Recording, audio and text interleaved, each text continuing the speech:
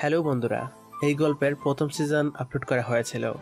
তো আজকে পরেরটুকু সহ সম্পূর্ণ গল্পটা আপলোড করা হয়েছে। যারা প্রথম সিজন শুনেছেন তারা একটু টেনে শুনে নেবেন, টাইম মেনশন করা আছে।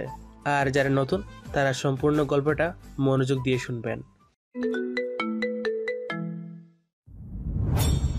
I love you. কোথায় ছিলে এতদিন? কত খুঁজেছি তোমাকে, কিন্তু কোথাও খুঁজে পাইনি। কে কে আপনি? আমি তো আপনাকে চিনিই না। ছাড়ুন আমাকে। কি ভাববে সবাই? প্লিজ ছাড়ুন।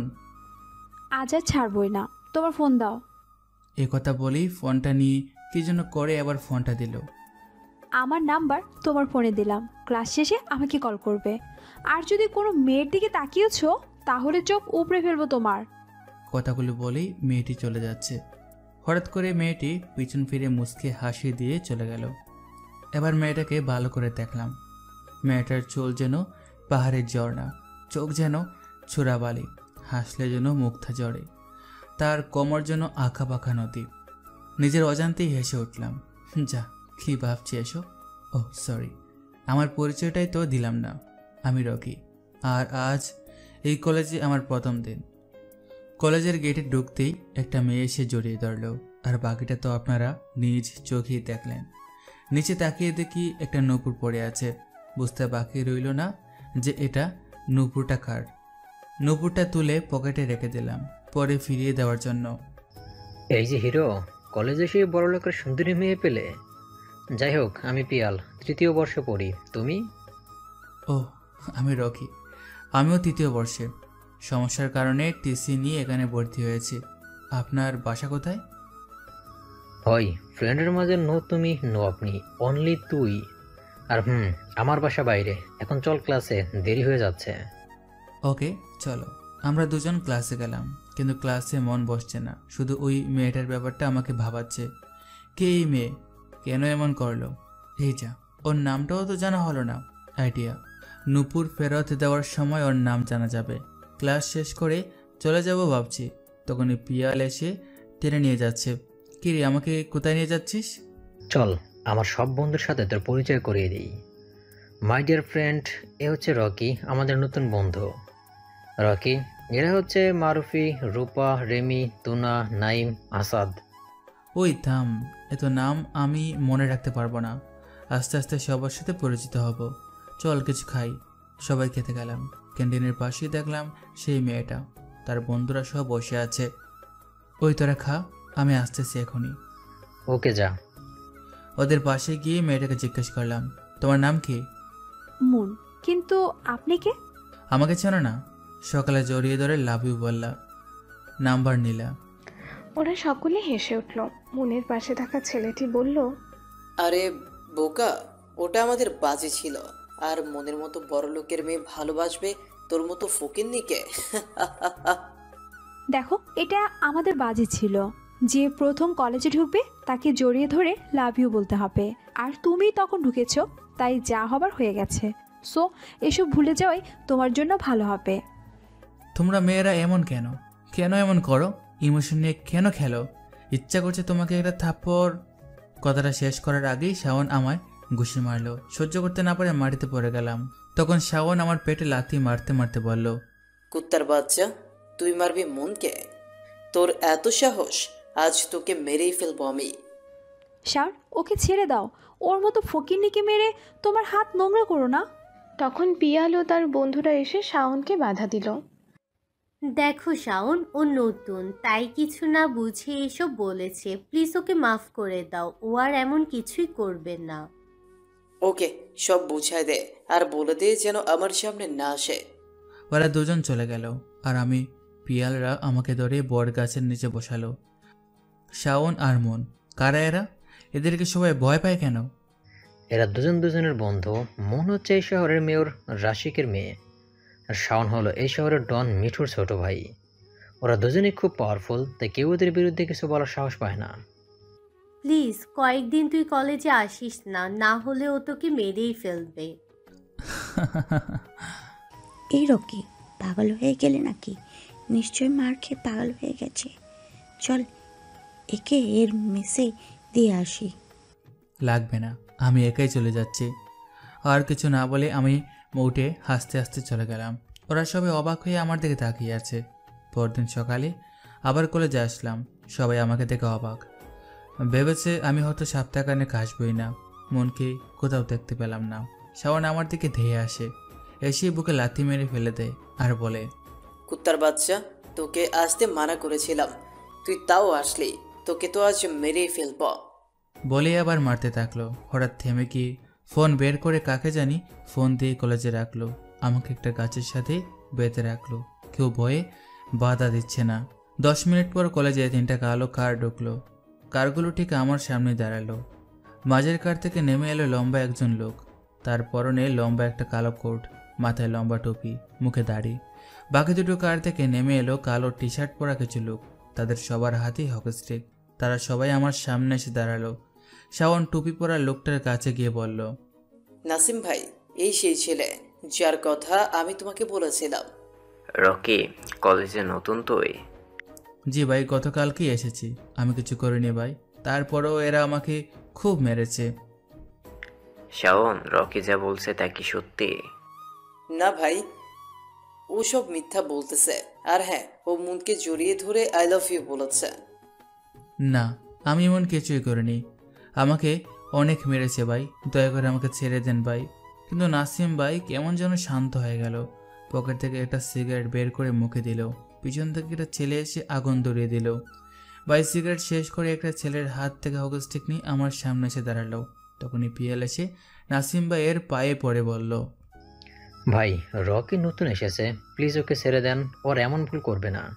পিয়ালের পেটে লাথি মেরে ফেলে দিল শাওন। সরে যা সামনে থেকে, না হলে তোকেও আজ মেরে দিব। রকি আর আমাদের মাঝে যদি কেউ আসে তাহলে তার লাশ পড়বে। পিয়াল দূরে সরে গেল, সবাই পিছিয়ে গেল। কেউ কিছুই বলছে না, শুধু দাঁড়িয়ে দাঁড়িয়ে মজা করছে। নাসিম ভাই হাসতে হাসতে হকি স্টিক দিয়ে আমাকে পিটাতে লাগলো। কেউ সাহায্য করতে এগিয়ে আসছে না। আমি চিৎকার করে কাঁদতে লাগলাম, অনেক অনুরোধ করলাম, তাও উনি আমার কোনো কথা শুনছে না, অমানুষের মতো পিটাচ্ছে। ঠিক তখনই ওনার ফোনে একটা কল আসে। উনি থেমে অনেক শান্তভাবে যেন কথা বলল ফোনে। কল কেটে দিয়ে বলল, শাওন, এই কুত্তার বাচ্চাকে এমন মারবি যাতে 1 মাস উঠে দাঁড়াতে না পারে। আর একটা জরুরি কাজ আছে, আমাকে এক্ষুনি যেতে হবে। ওকে ভাই, চিন্তা করবেন না, একে তো আজ এত সহজে আমি ছাড়বো না। আর কিছু না বলে নাসিম গাড়ির দিকে এগিয়ে যেতে লাগলো, কিন্তু কারে ওঠার আগে পেছনে ফিরে বলল, মনের দিকে যে চোখ তুলে তাকাবে তার চোখ আমি উপড়ে ফেলবো। এই বলে নাসিম কারে করে চলে গেল। আজ তোকে আমি ছাড়বো না, আজকে তুই গেলি। বলি পেটাতে শুরু করলো। অনেক অনুরোধ করলাম, কিন্তু কোনো কাজ হলো না। ও পেটাতেই থাকলো আমাকে। হঠাৎ করে কলেজে পুলিশের গাড়ি ঢুকতে লাগলো। পরপর 4টা গাড়ি ঢুকলো। পুলিশ এসে আমাদের সামনে দাঁড়ালো। এরপর শাওনকে বাধা দিল, কিন্তু শাওন কিছুতেই থামছে না। তখন একটা পুলিশ ওকে থাপ্পড় মারলো। শাওন থেমে গেল। অফিসার নেম প্লেটে দেখলাম ওনার নাম নিটুল। তোদের মতন ছেলেগুলোর কারণেই গ্রাম থেকে আসা এই শহরের ছেলেগুলো শান্তিতে থাকতে পারে না। অফিসার, কাজটা তুই ঠিক করলি না। তুই জানিস না আমি কে, তোর 12টা আমি বাঁচাবো। চল শালা, আগে তোকে থানায় নিয়ে যে এমন 3rd ডিগ্রি দেব, বাপের জন্ম ভুলবি না। নিয়ে যান, কিন্তু মাত্র 30 মিনিটের মধ্যে আমাকে ছেড়ে দিতে বাধ্য হবে। ওকে, দেখা যাবে। অফিসার ওকে নিয়ে গেল। এদিকে পিয়ালরা আমাকে ধরে হসপিটালে নিয়ে আসলো। আমার হাঁটার শক্তিও নেই, একটু পরে আমি জ্ঞান হারিয়ে ফেলি, আর কিছু মনে নেই আমার। এদিকে থানায় নিয়ে এসেছে শাওনকে। ইন্সপেক্টর নিটোল নতুন জয়েন করেছে এই থানায়। 13 মিনিট তো হয়ে গেল, কিন্তু এখনো তো তোর কোনো বাপ এলো না তোকে নিতে। একটু বেশি বলছিস অফিসার, একবার শুধু বের হই, তারপর তোদের বোঝাবো যে এই শাওন কে চিনিস। তবে রে, দাঁড়া, তোকে এখনই বোঝাচ্ছি যে এই নিটল কি জিনিস। এই বলে অফিসার ওকে মারার জন্য লাঠি নিয়ে শাওনের দিকে এগোতে লাগলো। ঠিক তখনই একটা বুলেট নিটোলের গা ঘেঁষে গিয়ে দেয়ালে লাগলো। নিটোল ছিটকে পড়লো একদিকে। শাওন হাসতে লাগলো। নিটোল সামনে তাকে দেখে একজন নীল কালারের কোট পরে একজন দাঁড়িয়ে আছে, ঠিক তার পিছনে আরও 2জন দাঁড়িয়ে। আরও অবাক হয়ে যায় নিজের চেয়ারের দিকে তাকিয়ে।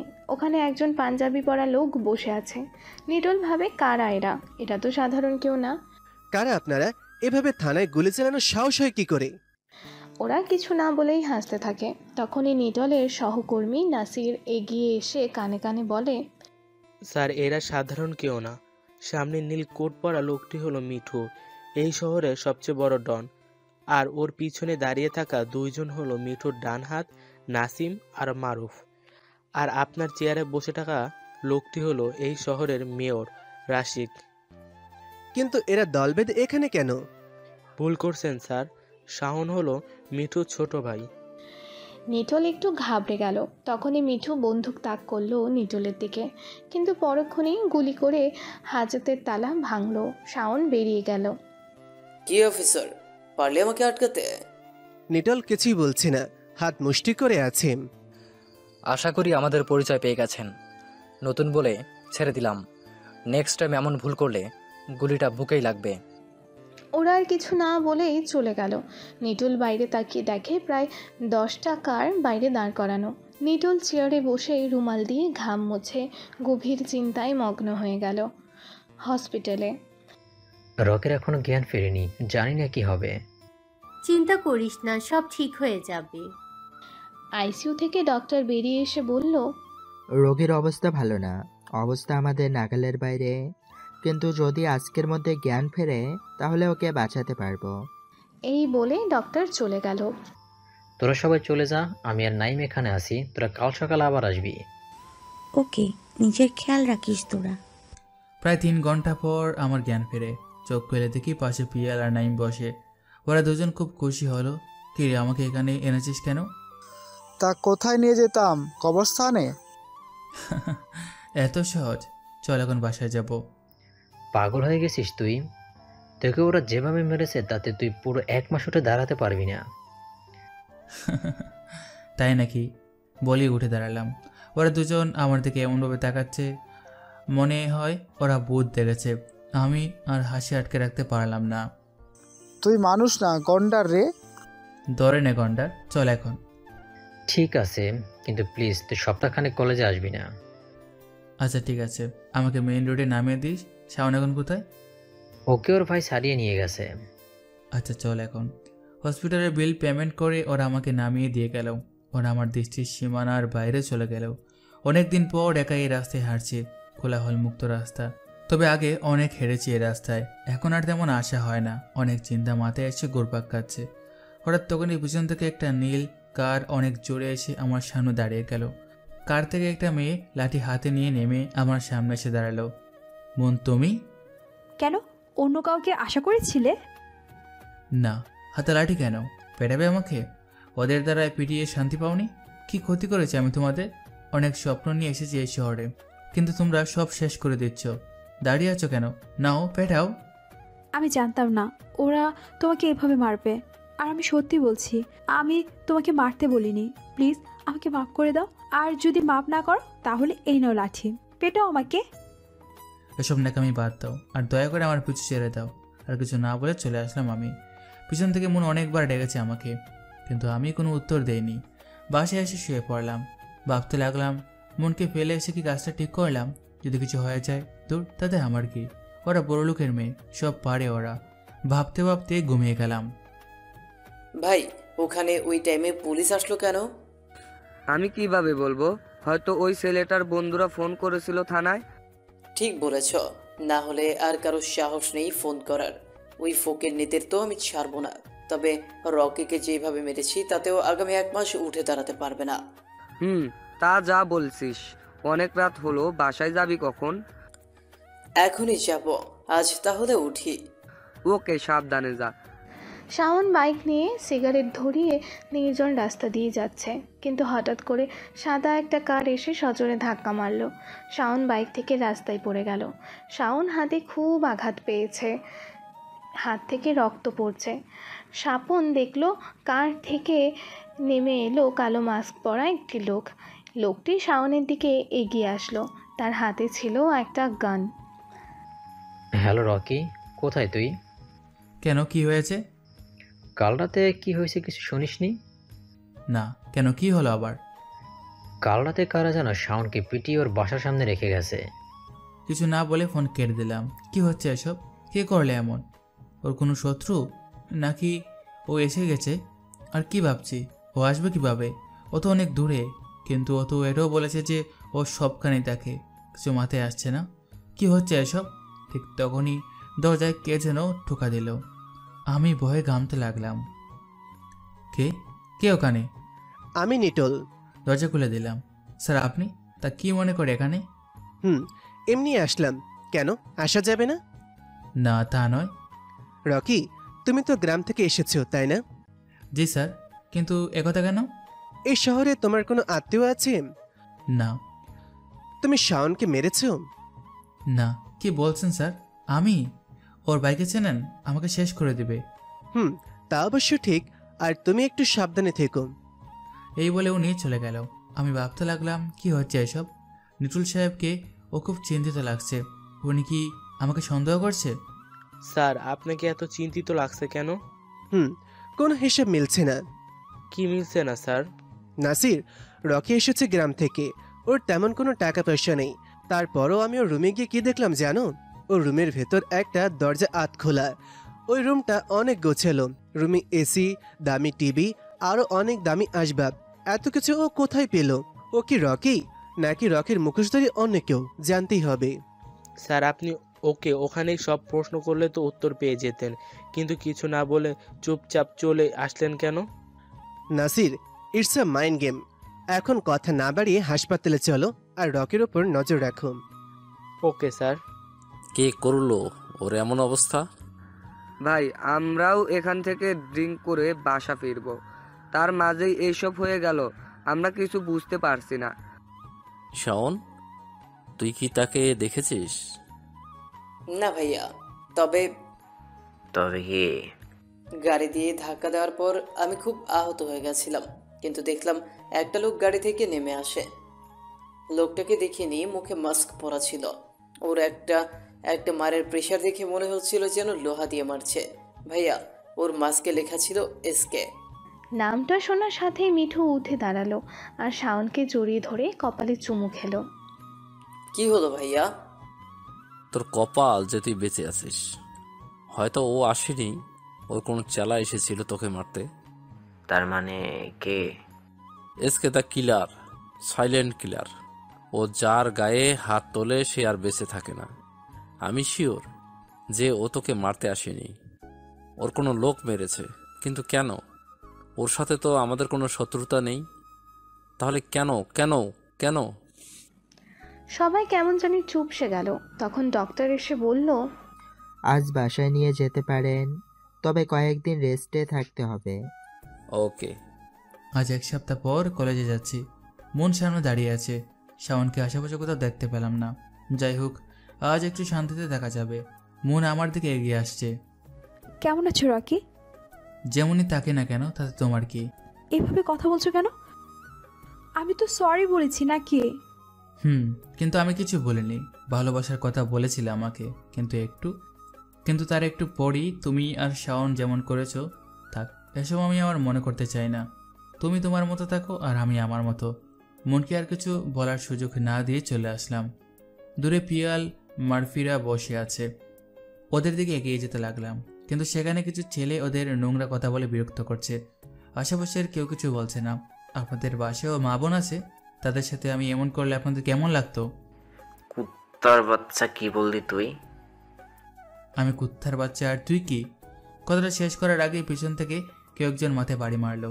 আমি নিচে পড়ে গেলাম। তাকিয়ে দেখলাম ওটা মারুফ। বল শালা, কি বলবি বল। আমার ইচ্ছা হয় আমি মেয়েদের গায়ে হাত দিব, তাতে তোর কি? তোর এত ফাটে কেন? আমি কিছু না বলে চুপচাপ থাকলাম। কিন্তু আর কতদিন এভাবে চুপচাপ থাকবো? আর কত অত্যাচার সহ্য করব? সময় কি এসে গেছে সব কিছুর? মারুফের দিকে মারুফের এক ছেলা মারুফের ওড়না ধরে টানছে। না, আর চুপ থাকা যায় না। ভাই, এটা ঠিক করছেন না আপনি। এভাবে কোনো মেয়েকে অসম্মান করা ঠিক নয়। এই শোন, জ্ঞান দিতে আসবি না। এই কলেজটা আমাদের, যা খুশি তাই করব আমরা। ভাই, ওর ওড়না ছাড়েন বলছি, না হলে ভালো হবে না। ভালো হব না? কি করবি তুই? কি করবি তুই? একথা বলে সে আমার দিকে এগিয়ে আসছিল। ঠিক তখনই ওর গালে সুজরিকে থাপ্পড় মারলো। তাও একটা মেয়েটা বোরকা পরা, মুখে হিজাব দিয়ে রাখা, নতুন মনে হচ্ছে, তাই এদের না চিনে হয়তো থাপ্পড় মেরেছে। তখনও কলেজে একটা কালো গাড়ি প্রবেশ করলো। গাড়িটা থামা মাত্র মারুফের ফোন বেজে উঠল। ফোন রিসিভ করে কি যেন বলে ওই গাড়িতে গিয়ে বসলো। তারপরেই গাড়িটা কলেজ থেকে বেরিয়ে গেল। কিন্তু কে ছিল ওই গাড়িতে আর কেনই বা নিয়ে গেল ওকে? ওই কি ভাবছিস? ধন্যবাদ রে, তোর জন্যই আজ বেঁচে গেলাম। কিন্তু ওই মেয়েকে, তোমার নাম কি? জি, আমি লিজা। আজ এই কলেজে এসেছি। আজ মানে? মানে আমি নতুন, টিসি নিয়ে এসেছি। ওরা সবাই গল্প করছে, কিন্তু আমার মাথায় কিছু আসছে না। কি হচ্ছে এসব? আবার এই লিজা, কে এই মেয়ে? এত সাহস! কলেজে তখনই আরও একটা কার ঢুকলো। কারটা আমাদের পাশে দাঁড়ালো, আর কার থেকে নেমে এলো শাওন, ওর মাথায় ব্যান্ডেজ করা। ওর কার থেকে নেমেই আমার দিকে এগিয়ে আসছে। ঠিক তখনই কলেজে আরও একটি কার প্রবেশ করলো। ওই কারটা চিনতে অসুবিধা হলো না। এই কারটি ইন্সপেক্টর নিটুলের। কার দেখে শাওন আর আমার দিকে এগুলো না। শাওন সোজা ওর কারে উঠলো। শাওন যাওয়ার আগে বলে গেল, তোকে আজ আমি দেখে নিব। এই বলে শাওন চলে গেল। তারপর ইন্সপেক্টর নিটুল আমার দিকে এগিয়ে আসলো, এসে বলল, শাওন, এখানে কেন এসেছিলি? স্যার, মারুফ ও তার ছেলেরা মেয়েদেরকে ডিস্টার্ব করছে। তাতে আমি বাধা দিলে মারুফ আমাকে মারতে শুরু করে। এরপর ও যেন কার কারে চলে যায়। তারপরে শাওন আসলো, কিন্তু কিছু বলার আগেই আপনাকে দেখে ও চলে গেল। এ সময় আপনি এখানে কেন? আমি এখানে কাজে এসেছিলাম, আমি চলে যাচ্ছি, তুমি তোমার খেয়াল রেখো। ইন্সপেক্টর চলে যাওয়ার পর লিজা আমার দিকে এগিয়ে এলো। এই ছেলে, তুমি এত বোকা কেন? আমি বোকা? কে বলল? বোকা নয় তো কি? বোকা না হলে তো ওদের কাছে এভাবে মার খেতে না।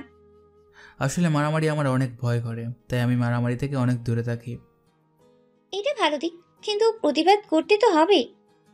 জি, এখন থেকে সেই চেষ্টাই করব। আচ্ছা, আজকের মতো তাহলে উঠলাম, কাল দেখা হবে। এই বলে আমি চলে আসলাম। কাজ সারতে সারতে প্রায় রাত 10টা বেজে গেল। অন্ধকার নির্জন রাস্তা দিয়ে আমি বাসা ফিরছিলাম। ঠিক সেই সময় কেউ আমার মাথায় সজোরে আঘাত করলো। এরপর আর কিছু মনে নেই। যখন জ্ঞান ফিরল তখন দেখি আমি একটা চারে বাঁধা। কোথায় আছি জানি না, চারপাশে অনেক অন্ধকার। এর মাঝে কেউ একজন বলে উঠল, ওর জ্ঞান ফিরেছে কিনা? কণ্ঠটা খুব চেনা, কিন্তু বুঝতে পারছি না কে এসে। এরপর অন্ধকার ঠেলে কেউ আমার সামনে এসে আমার মুখে পানি ছুঁড়ে মারলো। তখন আমি বললাম, আমি কোথায় আর কেনই বা আমাকে এখানে বেঁধে রেখেছেন? আর আপনারা কারা? আমি তোর আজরাইল। অন্ধকার থেকে কথাটা শুনতে পেলাম। ঠিক তখনই ঘরের আলো জ্বলে উঠল। মারুফ ভাই, আপনি আপনি আমাকে কেন বেঁধে রেখেছেন? কি ক্ষতি করেছি আমি আপনার? তুই আমার কি ক্ষতি করবি? যা করার আজ আমি করব, তুই শুধু দেখবি। তোর মরণ এসে গেছে, ওকে মার সবাই। আমাকে খুব মারতে লাগলো। এর মাঝে মারুফ বন্দুক বের করে আমার দিকে তাক করলো, সবাইকে থামতে বলল। বল, তোর শেষ ইচ্ছা কি? আমাকে মারবেন না ভাই, আমি অতি সাধারণ ছেলে। এই, তোর ইমোশনাল ডায়লগ থামা।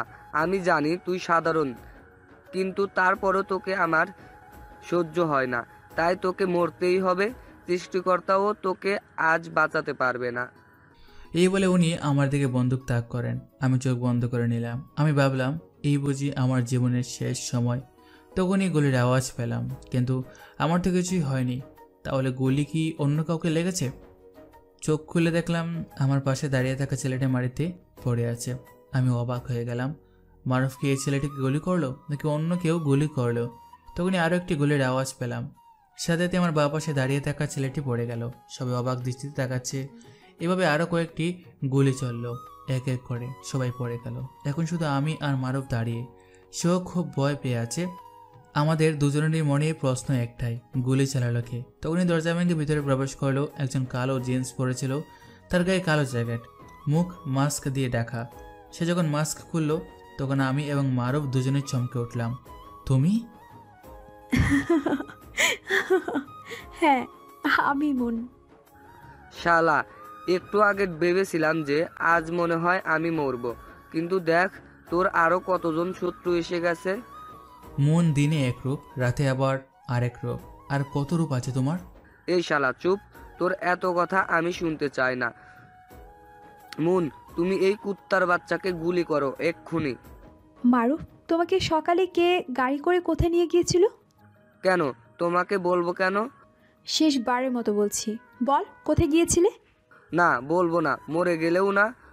কথাটা শেষ করার সাথে সাথেই মারুফের পায়ে একটা গুলি লাগলো। মারুফ বসে গেল। আমি অবাক হয়ে মুনের দিকে তাকালাম। এটা কি সত্যি মুন নাকি অন্য কেউ? তুমি আমাকে মারলে? মারু, বলো কাল কোথায় গিয়েছিলি? না, বলবো না। আরও একটি গুলি লাগলো মারুফের হাতে। মন চালালো গুলিটা। বলবি কি না? বলছি, এখনই বলছি। তখনই মারুফের কপালে একটা গুলি লাগলো। গুলিটি কপাল ভেদ করে পেছনের দেওয়ালে গিয়ে লাগলো। মন আমার দিকে তাকালো, আমার দিকে বন্দুক তাক করে বলল, রকি, গুলিটা তুমি চালিয়েছো? না, আমি কোনোদিন বন্দুক হাতে নেইনি। আর আমি চালাবো গুলি? আমি চালাইনি, আর তুমিও চালাওনি। তাহলে চালালো কে? তাহলে কি এখানে তৃতীয় কোনো ব্যক্তি আছে? যে কে সে? রকি, তুমি ওইদিকে খোঁজো, আমি এই দিকটা দেখছি। এই বলে মন চলে গেল। আমি খুঁজতে লাগলাম, কিন্তু কাউকে পেলাম না। মন কাউকে পেল না। মন ফিরে এসে বলল, কাউকে দেখতে পেলে? না, কাউকে দেখতে পাইনি। মন, আমার কিছু প্রশ্ন আছে, তার উত্তর দাও। আগে বলো, কে তুমি? এটা পরে জানলে হয় না? একটু যখন দেখছো, ধৈর্য ধরো, পুরোটাই জানতে পারবে। এখন এখানে এসব কথা বলার সময় নেই। মন আমার হাত ধরে টানতে টানতে চলে গেল। আমি অবাক হয়ে ওর দিকে তাকিয়ে আছি। আমি কাকে দেখছি? এটা কি মন, না কোনো রকস্টার? তার কি আসল পরিচয়? তখনই দেখলাম আড়ালে কেউ একজন দাঁড়িয়ে। তাকে চিনতে আমার অসুবিধা হলো না, কারণ এটা ছিল লিজা। মনকে বললাম, তুমি চলে যাও, আমি একাই যেতে পারবো। এই যে বুদ্ধ, মার খেয়ে বেহাল দশা হয়েছে, আর এখন হিরোগিরি দেখাচ্ছ। চল আমার সাথে।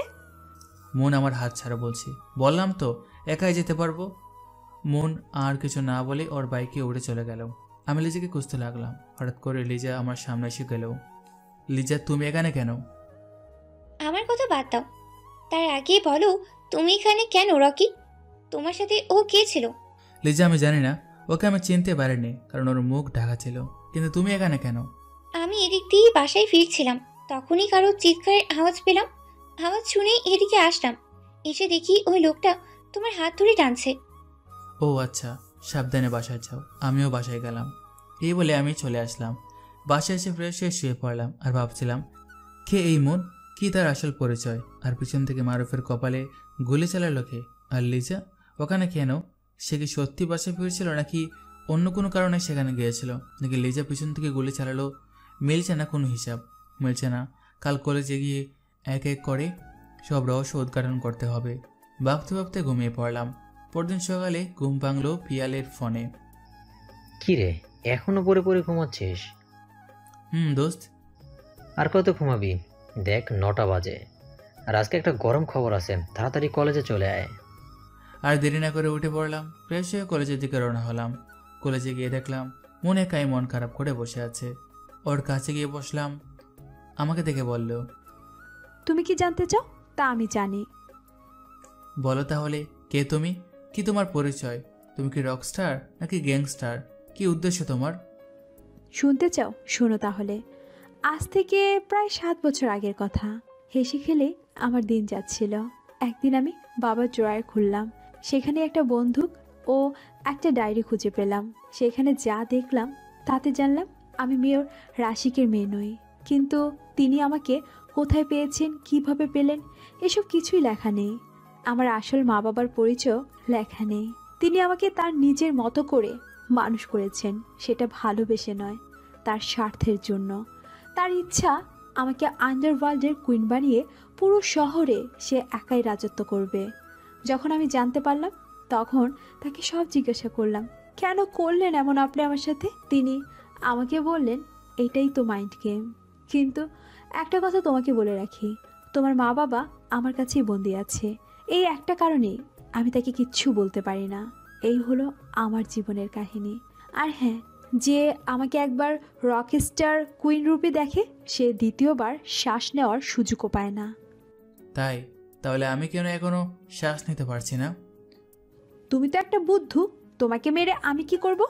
সত্যি কথা হলো, তোমাকে আমার খুব ভালো লাগে। তখন হঠাৎ লিজা এসে আমার হাত টানতে টানতে বট গাছের নিচে নিয়ে গেল এবং বলল, তুমি মনের সাথে এত কথা বলছো কেন? আজব তো, আমি কথা বলবো তাতে তোমার কি? আমার কি মানে? আমার অনেক কিছু। তোমার আমার দেখা হলো কয়েকদিন, তা দিয়ে তো কিছু? হাত ছাড়ো। এই বলে আমি চলে আসলাম। মনকে আর কোথাও দেখতে পেলাম না। দূরে পিয়ালরা বসে আছে। আমি ওদের কাছে গিয়ে বসলাম। কেমন আছিস সবাই? ভালো আর কিভাবে থাকি বল, যেসব ঘটনা ঘটছে। কি ঘটলো আবার? কিছুই শুনিসনি তুই? না তো, কি হয়েছে? গতকাল রাতে একটা বাংলায় বেশ কিছু লাশ পাওয়া যায়, তার মধ্যে একটি লাশ মিঠুর লোক মারুফের। কি বলিস এসব? কিভাবে হলো? কেমন করে হলো? আর কারা করলো? ওরা তো অনেক পাওয়ারফুল। ক্ষমতা সবসময় থাকে না, কে করেছে তা জানা যায়নি, তবে ইন্সপেক্টর নিটলের তদন্ত করছে। আচ্ছা বাদ দে এসব। বাদ তো দিতেই বলবি, কারণ তোর মনে এখন প্রেমের ফাগুন চলছে। মানে কি বলিস এসব? তোরা থাক। বাবু কিছুই বোঝেন না, একদিকে লিজা, একদিকে মুন বাবুর মনে চলছে প্রেমের ফাগুন। তোদের এই প্রেম নিয়ে আমি চললাম। আর কিছু না বলে আমি চলে আসলাম, মনকে খুঁজতে লাগলাম, কিন্তু কোথাও খুঁজে পেলাম না। নাসির, খুব জটিল মনে হচ্ছে। কেন স্যার? আরে বুঝতে পারছো না? মারুফ মারুফ হচ্ছে এই শহরের নতুন ডন, মিঠুনের খুব কাছের লোক। তারপরও খুন হতে হলো তাকে। আর যারা এদের মেরেছে তারা নিশ্চয়ই খুব ক্ষমতাশালী। ঠিক বলেছেন স্যার, হয়তো ওদের সাথে কোনো শত্রুতা ছিল, তাই মেরেছে। তুমি কি একটা জিনিস খেয়াল করেছো নাসির? কি জিনিস স্যার? দেখো, সবগুলি দরজার সামনে থেকে চলেছে, তার মানে একজন এদের সবাইকে মেরেছে। কিন্তু মারুফের যে গুলিটা লেগেছে তা ওর কপাল ভেদ করে দরজার সাথে দেয়ালে লেগেছে। মানে ওর সামনে থেকে না হলে ওই জানলার পেছন থেকে গুলিটা চালানো হয়েছে। আরেকটা জিনিস দেখো, এখানে একটা চেয়ার রশি দিয়ে বাঁধা, মানে এখানে কাউকে বেঁধে রাখা হয়েছিল। কিন্তু কে? কি বলছেন স্যার? যা শুনেছ তাই। পেছনে গিয়ে জানালার পাশে ভালোভাবে সার্চ করো। Okay sir. নাসিরকে পাঠিয়ে মনে মনে ভাবতে লাগলো, গুলি কি একজন ব্যক্তি চালিয়েছে, নাকি দ্বিতীয় কোনো কিলার এখানে ছিল, নাকি চেয়ারে বসে থাকা ব্যক্তি? কিছুই মিলছে না, শুধু মনে হচ্ছে বড় কোনো কেসে চলে যাচ্ছি। কিছু ঘুরতে কেউটে বেরিয়ে আসবে হয়তো।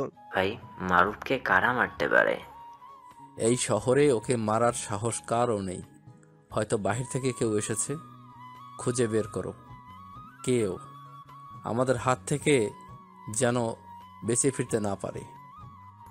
রকস্টার কুইনকে ফোন দিয়ে এখানে ডাকো, আর ওকে বলো ও যদি এসবের সাথে জড়িত থাকে তাহলে ওর বাবা মাকে গুম করে দিব। ওকে বস। প্রথমে আমার উপর অ্যাটাকের পর মারুফ ভাই, আমাদের পেছনে কেউ পড়েনি তো? ঠিক বলেছিস শাওন, আমাদেরকে সাবধানে থাকতে হবে। জানি না আবার কখন কার উপরে অ্যাটাক হয়। আর তোরা কিছুদিনের জন্য কাজ অফ রাখ। ওকে ভাই। রাতে খেয়ে মনের কথা ভাবতে লাগলাম, ওর পায়েলটা বের করে দেখতে লাগলাম। মনকে ভালোবেসে ফেললাম না তো? এসব কি ভাবছি আমি? আমার জীবনে এসবের কোনো অস্তিত্ব নেই। এসব ভাবতেই আমি ঘুমিয়ে গেলাম। একটু পরেই ঘুম ভাঙলো পিয়ালের ফোনে। ফোন ধরে বললাম, একটু শান্তিতে ঘুমাতে দে ভাই। কোনো কথা না বলেও কাঁদতে লাগলো। কি হয়েছে, তুই কাঁদছিস কেন? দোস্ত, আমার বোনকে তুলে নিয়ে গেছে ওরা। কি বলছিস এসব? কে তুলে নিয়ে গেছে আর কোথায় গেছে? আমি জানি না, তবে ওরা নাসিমের লোক। কিছু না বলে ফোনটা কেটে দিলাম। হাত দিয়ে দেওয়ালে ঘুষিয়ে মারতে লাগলাম। হাত পেরে রক্ত বেরোচ্ছে, ভিতরে নরপোষাটা জেগে উঠছে। আবার কি করব বুঝতে পারছি না। ভাই, মালটা কিন্তু জোস। ওই, কেউ নজর দিবি না, এটা শুধু নাসিম ভাইয়ের। ভাই, নাসিম ভাইয়ের হয়ে গেলেই আমরা একটু টেস্ট করে দেখব। চুপ, এসব কথা বলিস না। নাসিম ভাই জানতে পারলে কুপিয়ে মারবে তোকে। দেখতো ওর জ্ঞান ফিরল না কিনা। না ভাই, জ্ঞান ফেরেনি, একটু টেস্ট করে দেখি ভাই প্লিজ। ভাই, কাকে টেস্ট করবি রে কুত্তার বাচ্চা? দরজার পেছন থেকে কেউ একজন কথাটি বলল। সবাই পুরো অবাক হয়ে পেছনে তাকালো আর বলল, কে কে ওখানে? শালারে বাপ আয়া। এক ধাক্কায় দরজা ভেঙে ভেতরে প্রবেশ করলো আগন্তুক লোকটি। তার গায়ে কালো জ্যাকেট, মাথায় টুপি, মুখে মাস্ক, কালো প্যান্ট, কালো জুতা পরা। কে এই ব্যক্তি? আপনি এখানে কেন? কে আপনি? বললাম তো তোদের বাপ আমি। সবে তো খেলা শুরু, এত তারা কিসের? কথাটি বলে লোকটি দরজা লাগিয়ে দিল। পরদিন সকালে ঘুম ভাঙলো পিয়ালের ফোনে। কি খবর এখন? ভাই, কাল রাতেই বোনকে পেয়েছি। কলেজে তাড়াতাড়ি আয়, কথা আছে অনেক। ওকে দোস্ত, আসতেছি। ফ্রেশ হয়ে কলেজে চলে গেলাম। ঢুকে পিয়ালের সাথে দেখা হলো। কি বলবি বল? কাল যারা বোনকে নিয়ে গিয়েছিল আজ তাদের প্রত্যেকের মরে আছে। তাদের মৃত্যুটা অনেক ভয়ানক। কিরকম ভয়ানক? একটা রুমে 4 জনের লাশ পেয়েছে, কিন্তু ওখানে নাসিম ছিল না। নাসিম পৌঁছানোর আগেই তাদের মৃত্যু হয়, আর ওদের সবার যৌনাঙ্গ কাটা ছিল এবং সেটা তাদের নিজের মুখে ঢুকিয়ে দেওয়া ছিল। আর আর ওদের সবার হাতে নিজের স্তন কেটে ধরিয়ে দেওয়া ছিল। কি বলিস, এত ভয়ানক মৃত্যু? ঠিকই করেছে। যারা ধর্ষণ করার চেষ্টা করে অথবা ধর্ষণ করে তাদের এমন শাস্তি দেওয়া উচিত। ঠিক বলেছিস দোস্ত, এর থেকেও ভয়ানক শাস্তি দরকার। যাই হোক, বোন ফিরে এসেছে, এটাই অনেক। কিন্তু বোনকে বাঁচালো কে? ওদের মারলো কে? হঠাৎ মন পেছন থেকে এসে বলল, তাহলে কি? ওকে আর কিছু বলার সুযোগ না দিয়ে পিয়াল বলল, এই তো এসে গেছে। ওকে, তোরা গল্প কর, আমি চলে গেলাম। এই বলে পিয়াল চলে গেল। কি বলছিলে বলো? রকি, ওদের আমি মারিনি। আমি ছাড়া এই শহরে ওদের মারার মতো কেউ নেই। তাহলে কি বাহিরে কেউ মেরেছে, নাকি সাইলেন্ট কিলার এসে গেছে? আর সাইলেন্ট কিলারের সাথে তো আমাদের কোনো শত্রুতা নেই। ওয়েট, এই সাইলেন্ট কিলারটা আবার কে? তুমি জানো না সাইলেন্ট কিলার কে? এর নাম শোনোনি তুমি? না, শুনুনি। কে এই কিলার? নাম কি তার? তুমি কি দেখেছো তাকে? না, আমি তাকে কখনো দেখিনি। আমি কেন, ওকে আজ অবধি কেউ দেখেনি। তাহলে তুমি ওকে কিভাবে চেনো? হারে বুদ্ধু, ওকে সবাই চেনে। ও যেখানে থাকে সেখানকার আতঙ্ক হয়ে থাকে। আমার মাথায় কিছু আসছে না, একটু বুঝিয়ে বলো আমাকে। ওকে শোনো, ও হচ্ছে একটা আতঙ্ক। ও কারোর সাথে শত্রুতা করে না, তবে যে ওর বিরুদ্ধে যায় তাকে শেষ করে দেয়। আর যারা ওকে দেখেছে তাদের কেউ বেঁচে থাকতে পারেনি। আর ওকে তারাই দেখেছে যাদের সাথে ওর শত্রুতা ছিল। আর আফসোস, তাদের কেউ বেঁচে নেই। তাদের প্রত্যেকের খুব ভয়ানক মৃত্যু হয়েছে। তাই? আচ্ছা, ওর কোনো গ্যাং নেই? না, ওর কোনো গ্যাং নেই। যে গ্যাং নিয়ে আসে সে গ্যাংস্টার, আর যে একাই আসে সে রকস্টার। আর সাইলেন্ট কিলার হলো রিয়েল রকস্টার। আচ্ছা, তুমি তো তাকে দেখোনি, তুমি ওর ব্যাপারে এত কিছু কিভাবে জানলে? আসলে ওর নামে একটা ম্যাগাজিন বের হয়েছে, ওটাতে এসব লেখা আছে। বুঝতে পারলাম তুমিও রকস্টার কুইন। হয়তো তোমার সাথেও ওর কোনো একদিন দেখা হয়ে যাবে। আমি তাকে খুঁজছি কেন জানো? কেন খুঁজছো? ওর সাহায্য আমার খুব দরকার, কারণ একমাত্র সাইলেন্ট কিলারই পারবে আমার মা বাবাকে ফিরিয়ে আনতে। আচ্ছা, একটা কথা বলো তো, হয়তো খুব খারাপ লোক, মানুষ খুন করে, তাহলে ও কি তোমাকে সাহায্য করবে? আমাকে কেন? সৎ পথে থেকে যারা বিপদে পড়ে তাদের সবাইকে সাহায্য করে ও। বাপরে, এ কেমন ক্যারেক্টার! এইটাই ওর ক্যারেক্টার। কেউ বুঝতে পারে না ওকে, কেউ না। এসব বাদ দাও। ওকে। আই রকি, তোমার হাতে ব্যান্ডেজ কেন? এতক্ষণ তো খেয়ালই করিনি। আর বলো না, নাসিমুল লোক পিয়ালের বোনকে তুলে নিয়ে গেছিল, আমাকে ফোন করেছিল। এসব শুনে সহ্য করতে না পেরে দেওয়ালে ঘুষি মারি। আহারে, আসছে আমার হিরো, কাউকে একটা ধাক্কা মারতে পারে না, দেয়ালে ঘুষি মারতে গিয়েছে। দেখি হাতটা দেখি। এই বলে মন আমার হাতটা টেনে নিল। আমি কিছু বললাম না, অপলক দৃষ্টিতে ওর দিকে তাকিয়ে আছি। কিছু চুল ওর মুখের উপর এসে পড়ছে। ইচ্ছা করছিল চুলগুলো সরিয়ে দেয়, কিন্তু আমি পারলাম না। আমার বিবেক বাধা দিচ্ছে, কারণ আমার জীবনে এসবের অস্তিত্ব নেই। কিন্তু তারপরও একটা অদ্ভুত মায়া ওর দিকে টেনে নিয়ে যাচ্ছে আমাকে। হঠাৎ মন আমার দিকে তাকালো। এসব আমি ওর দিকে তাকিয়ে আছি। দুজনে একসাথে হতেই দুজনে খুব লজ্জা পেলাম। দুজনেরই চোখ সরিয়ে নিলাম। পরপর 2 দিন খুন, এটা কি কোনো সিরিয়াল কিলারের কাজ, নাকি পরিচিত কোনো মুখ? আর একটা ব্যাপার খেয়াল করেছো? সেটা কি স্যার? শুধু মিঠুর লোকই খুন হচ্ছে। তাহলে কি ওদের কোনো শত্রু হয়ে গেছে? খুন করার স্টাইল দেখে মনে হচ্ছে এটা কোনো সাইকোর কাজ। ঠিক বলেছেন স্যার। জায়গাটা ভালোভাবে সার্চ করো, দেখো কিছু পাও কিনা। আর লাশগুলো পোস্টমর্টেমের জন্য পাঠিয়ে দাও। ভাই, কিছুই তো বুঝতে পারছি না, শুধু আমাদের লোক কেন খুন হচ্ছে? তোদের বলেছিলাম কাজ অফ রাখতে। ভাই, কাজ তো অফ ছিলই। রকস্টার কুইন এসে গেছে। তাকে দেখে মিঠু বলল, স্বাগতম রকস্টার কুইন, স্বাগতম। তোমার মা বাবাকে আটকে রাখার কারণে একের পর এক খুন করেই চলেছো। তুমি এসব কি বলছো? আমি কাউকে খুন করিনি। মন কোনো খুন করেনি, ও আমার সাথে ছিল। এই শহরে নতুন কোনো গ্যাং ঢুকেছে। বাবা, আমার মনে হয় সাইলেন্ট কিলারের কাজ এটা। ওর সাথে আমাদের তো কোনো শত্রুতা নেই, ও কেন আমাদের মারবে? যদি সাইলেন্ট কিলার হয়ে থাকে তাহলে ওর দিন শেষ, আমার হাত থেকে বাঁচতে পারবে না। জি ভাই, ঠিক বলেছো। তুমি একাই 100, তোমার কাছে সাইলেন্ট কিলার। আমি মুনকে নিয়ে বাসায় গেলাম। ওকে, আপনি যান আর তোমরা সবাই চলে যাও। সবাই সাবধানে থেকো। সবাই যে যার মতন চলে গেল, কিন্তু সবার মনেই থেকে গেল অনেক প্রশ্ন। খেয়ে শুয়ে পড়লাম, ঠিক তখনই ফোন দিল মন। এই যে বুদ্ধু, কি করছেন? এই তো শুয়ে আছি, তুমি? আমিও শুয়ে আছি। একটা কথা বলো তো, পিয়ালের নিজের বোনকে তুলে নিয়ে গিয়েছিল নাসিম। হ্যাঁ, ওর নিজের বোনকে। কিন্তু আমার জানা মতে তো ওর কোনো বোনই নেই। কি বলছো তুমি? ও কেন আমাকে মিথ্যা বলবে? তোমার মনে হয় কোথাও ভুল হচ্ছে। পিয়াল আমাকে মিথ্যা বলবে না। আমি ভুল বলছি না, ওর কোনো বোন নেই। কিছু না বলে ফোন কেটে দিলাম। পিয়াল আমাকে মিথ্যা বলবে কেন? আর যদি মিথ্যা বলে তাহলে ওখানে কাকে তুলে নিয়ে গেছিল ওরা? আর আমাকে মিথ্যা বলে পিয়ালের কী লাভ? না, সব হিসাব গলে যাচ্ছে। যাই হোক, কাল সকালে কলেজে গিয়ে পিয়ালের কাছেই সব শোনা যাবে। কেন আমাকে মিথ্যা বললো? সকালে উঠে দেরি না করে কলেজে চলে গেলাম। মনকে কোথাও দেখতে পেলাম না। তখন লিজা সামনে চলে আসলো। Hi silent killer. মানে কে সাইলেন্ট কিলার? আরে ঘাবড়ে গেলে কেন? এমনি মজা করলাম, আসলে তোমার আর মনের কথা শুনেছি। তাই বলো।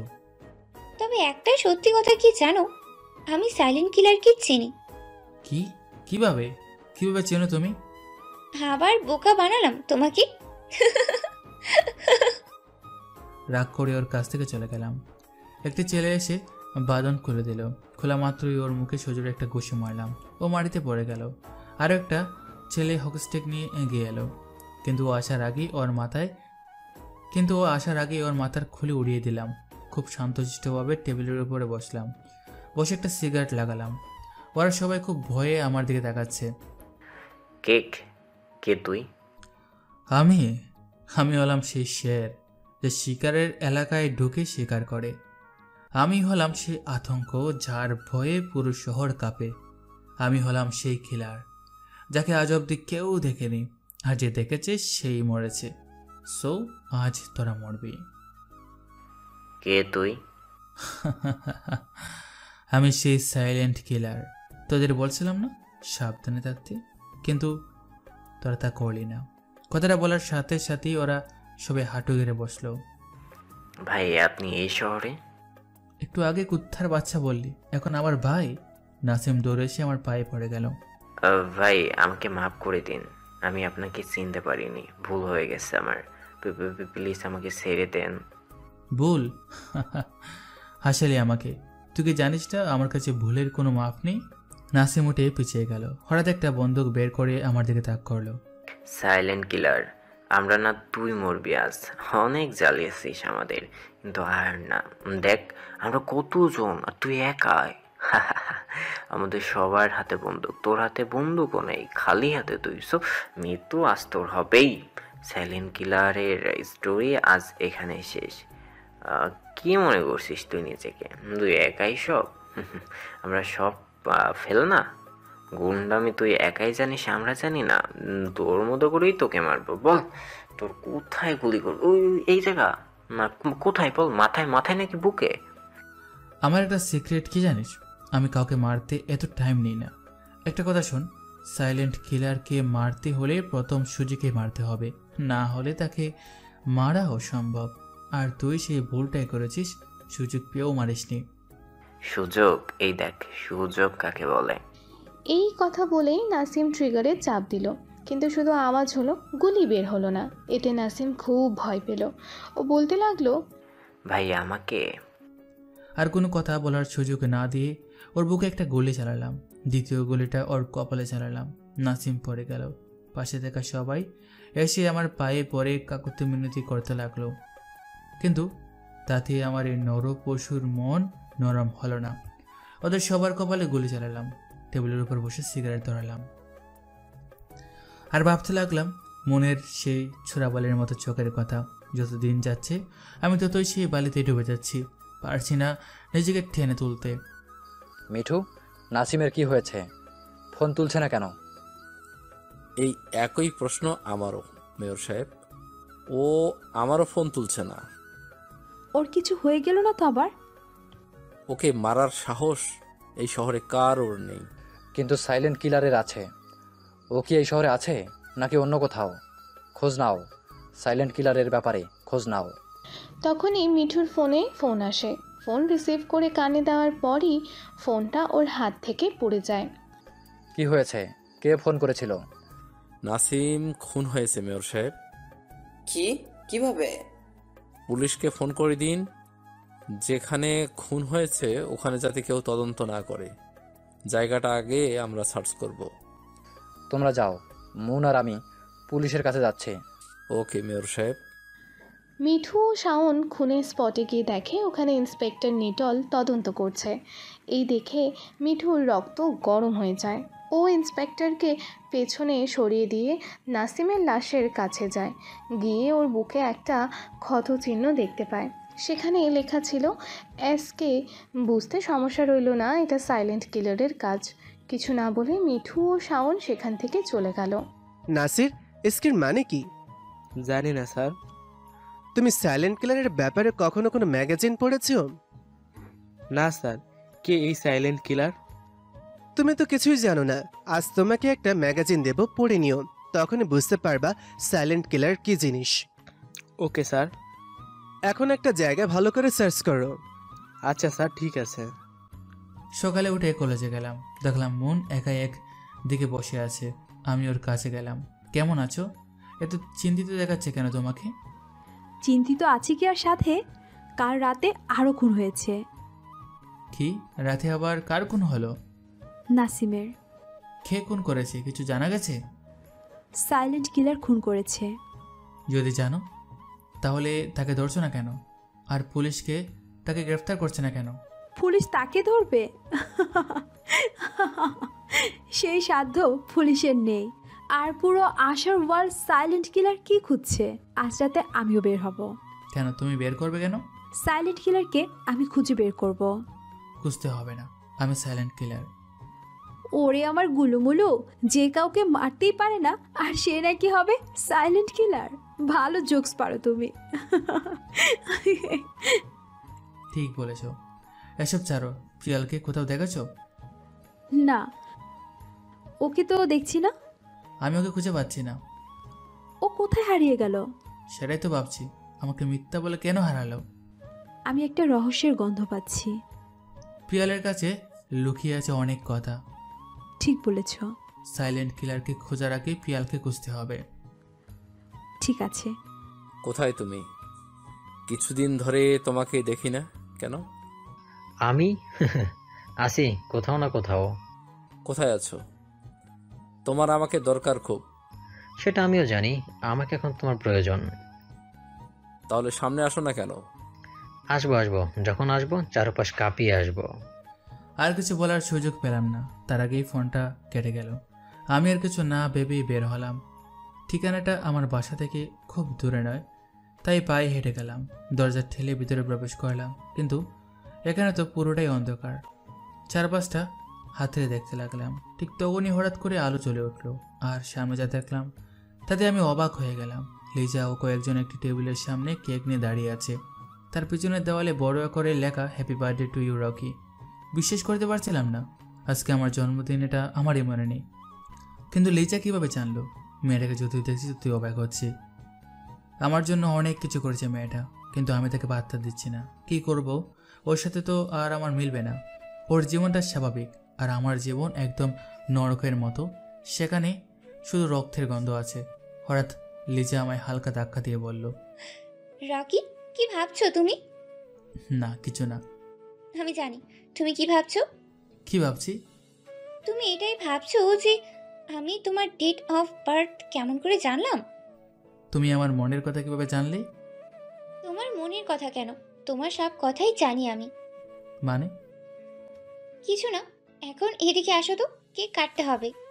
এই বলে লিজা আমার হাত ধরে টানতে টানতে নিয়ে গেল। কেক কাটলাম। কেক কেটে খাওয়া দাওয়া করতে করতে একটা বেঁচে গেল। আমাকে বাসা অবধি ছেড়ে দাও। লিজা আমি পারবো না, আমার কাছে বাইকও নেই। বাইক নিয়ে তো কি হয়েছে, চলো আমরা হেঁটে যাব। এই মেয়ের সাথে আমি পারবো না, তাই চুপচাপ ওর সাথে হাঁটা শুরু করলাম। তুমি কি কাউকে ভালোবাসো রকি? না। কেন? না, এমনিই বলছিলাম। তোমার কি কাউকে ভালো লাগে না? আশেপাশে কাউকেই ভালো লাগে না? আমার আশেপাশে তো কেউ নেই। কেন?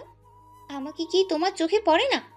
লিজা, আবেগটা কমাও। তোমাকে আমি জাস্ট ফ্রেন্ড ভাবি, এর বেশি কিছু না। আর আমার মতো ছেলের জীবনে প্রেম ভালোবাসা মানায় না। তোমার মতো ছেলে বলতে? এ মানে গরিব ছেলে। ও আচ্ছা, যাই হোক, একটু ভেবে দেখিও। আমার বাসায় চলে এসেছি, আমি গেলাম। লিজা চলে গেল। আমি স্পষ্ট ওর চোখে পানি দেখতে পেলাম।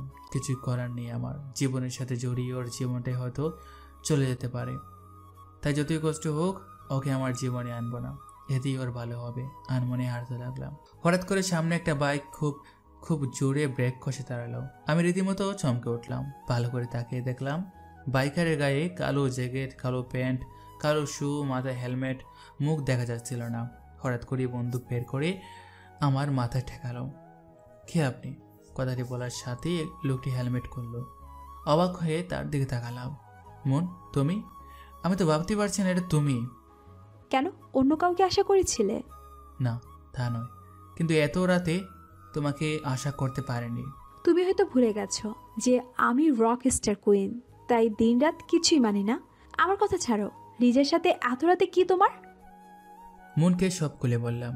কথা শুনেও আমার দিকে চোখ রাঙিয়ে তাকালো। কি হলো? কিছু না, বাইকে ওঠো। আমি চুপচাপ উঠে বসলাম। ও খুব জোরে বাইক চালাচ্ছে। হঠাৎ করে ব্রেক কষলো। আমিও ওর খুব কাছে চলে গেলাম। আয় ছেলে, তোমার মতলব কি? আমার মতলব মানে? তুমি তো ব্রেক করলা। ব্রেক না ধরলে তো আমি তোমার কাছে যেতাম না। আর কিচ্ছু বলতে হবে না, তোমরা সব ছেলেরাই এক। ভালো। আমরা কোথায় যাচ্ছি? সেটা তো বলবো না, এটা তোমার জন্য সারপ্রাইজ। আর কথা বাড়ালাম না। বাইক আবার সজোরে চলতে লাগলো। মনের চুলগুলো আমার মুখে এসে পড়ছিল। ওর চুল থেকে সুন্দর একটা গ্রান আসছিল, যা আমাকে পাগল করে দিচ্ছে। ইচ্ছা করে চুলগুলো মুখ থেকে সরালাম। হ্যালো ভাইয়া, কোথায় তুমি? তোকে বলেছিলাম না একটা অস্ত্রের চালান আছে, ও ওটা নিতে এসেছি। ওকে ভাইয়া, সাবধানে থেকো। Okay bye. আমি জানি এখানে আজ সাইলেন্ট ক্লিয়ার আসবে। ও তো আর জানে না যে আজ আমাদের অস্ত্র চালান হবে আর ওর দিন শেষ হবে। পার্টি অ্যারেঞ্জ করো, জমিয়ে পার্টি করব। নাসির, তাড়াতাড়ি বের হও, মিশনে যেতে হবে আজ। কিসের মিশন স্যার? আজ একটা অস্ত্রের চালান হবে, সেটা ধরতেই হবে। জীবন দিয়ে হলেও ধরতে হবে, না হলে দেশের খুব বড় ক্ষতি হয়ে যাবে। ওকে স্যার, আমি রেডি। চলো এখন বের হই তাহলে। মন বাইক থামালো। সামনে তাকিয়ে দেখলাম শুধু অন্ধকার। মন, আমরা এটা কোথায় আসলাম? জানতেই হবে। আজব তো। জানতে চাই। তেমন কিছু না, আমার এই জায়গাটা ভালো লাগে, তাই ভালো লাগার স্থানে তোমাকে নিয়ে আসা। তাই? ভালো তো। কিছু কথা বলতে চাই তোমাকে। বলো। আমি যেদিন প্রথম তোমাকে দেখি সেই দিন আমার তেমন ভালো লাগেনি, কিন্তু পরে তোমার বোকামি স্বভাবগুলো আমাকে তোমার প্রতি আকৃষ্ট করেছে। এখন এক মুহূর্ত তোমাকে ছাড়া ভাবতে পারি না। আমি একটা স্বাভাবিক জীবন চাই, তুমি আমাকে সেটা এনে দিতে পারবে না রকি? মানে? বোঝো না তুমি? বুঝি। দেখো তো নূপুরটা কার? এই, এটা তো আমার নূপুর। তোমার। কোথায় পেলে এটা তুমি? ওকে সব খুলে বললাম। ও সব শুনে অবাক হয়ে গেল। আমি দুপা পেঁচিয়ে হাঁটু গেড়ে বসলাম। মন, তোমার পা আমার হাঁটুর উপর রাখো। না, আমি পরবো না। কোনো কথা না বলে ওর পা আমার হাঁটুর উপরে তুলে নিলাম। এরপর মনের পায়ে নূপুর পরিয়ে দিলাম। ও খুব লজ্জা পেল। রকি, তুমিও কি আমাকে ভালোবাসো? নূপুর পরিয়ে দিলাম বলেই কি ভালোবাসলাম? মানে?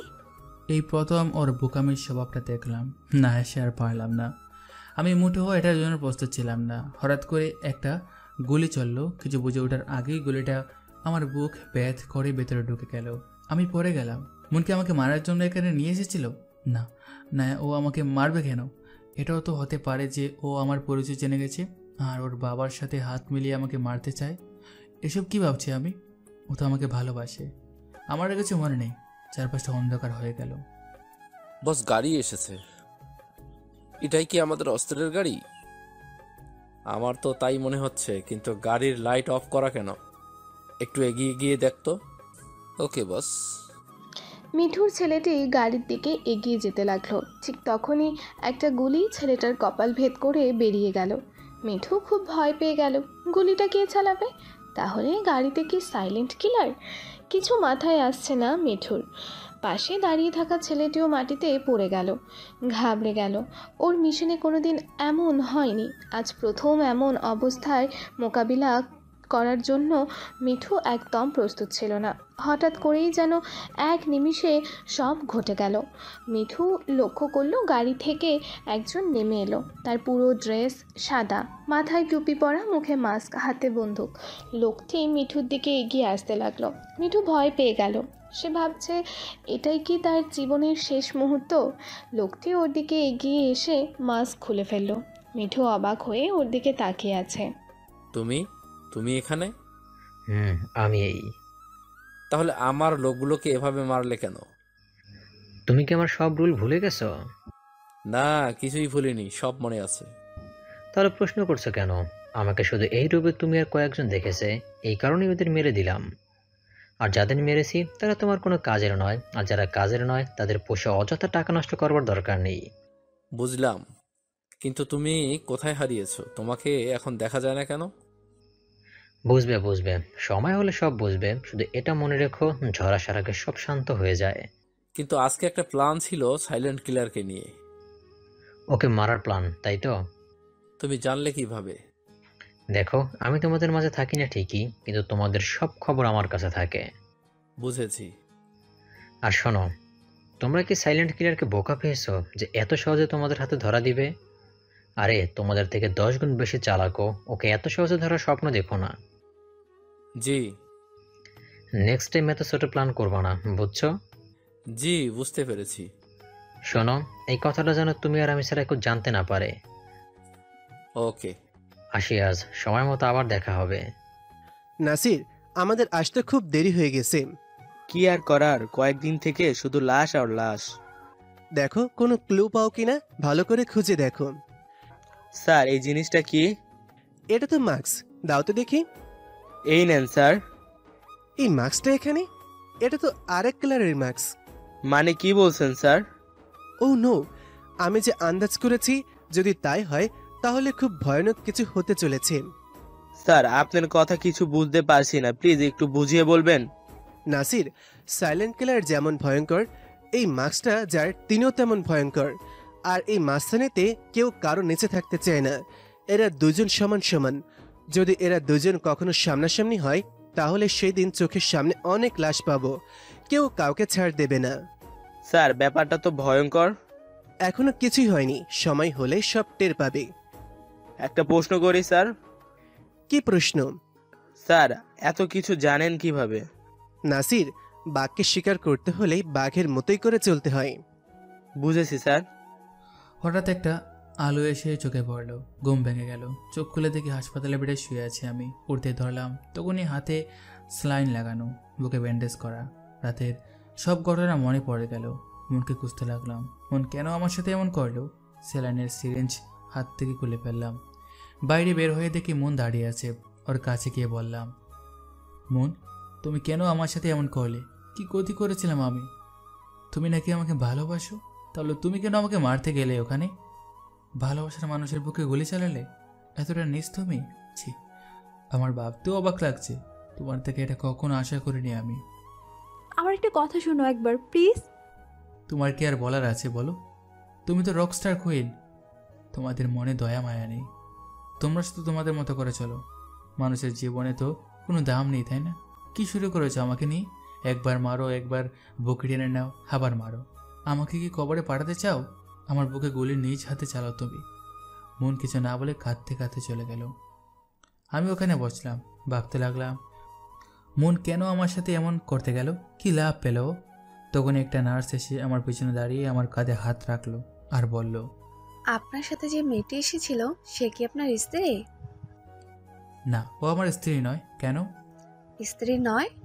কি বলেন? সত্যি। কিন্তু আপনাকে এখানে আনার পর পুরোটা সময় কেঁদেই গেছে, 1 মিনিটও কান্না থামায়নি।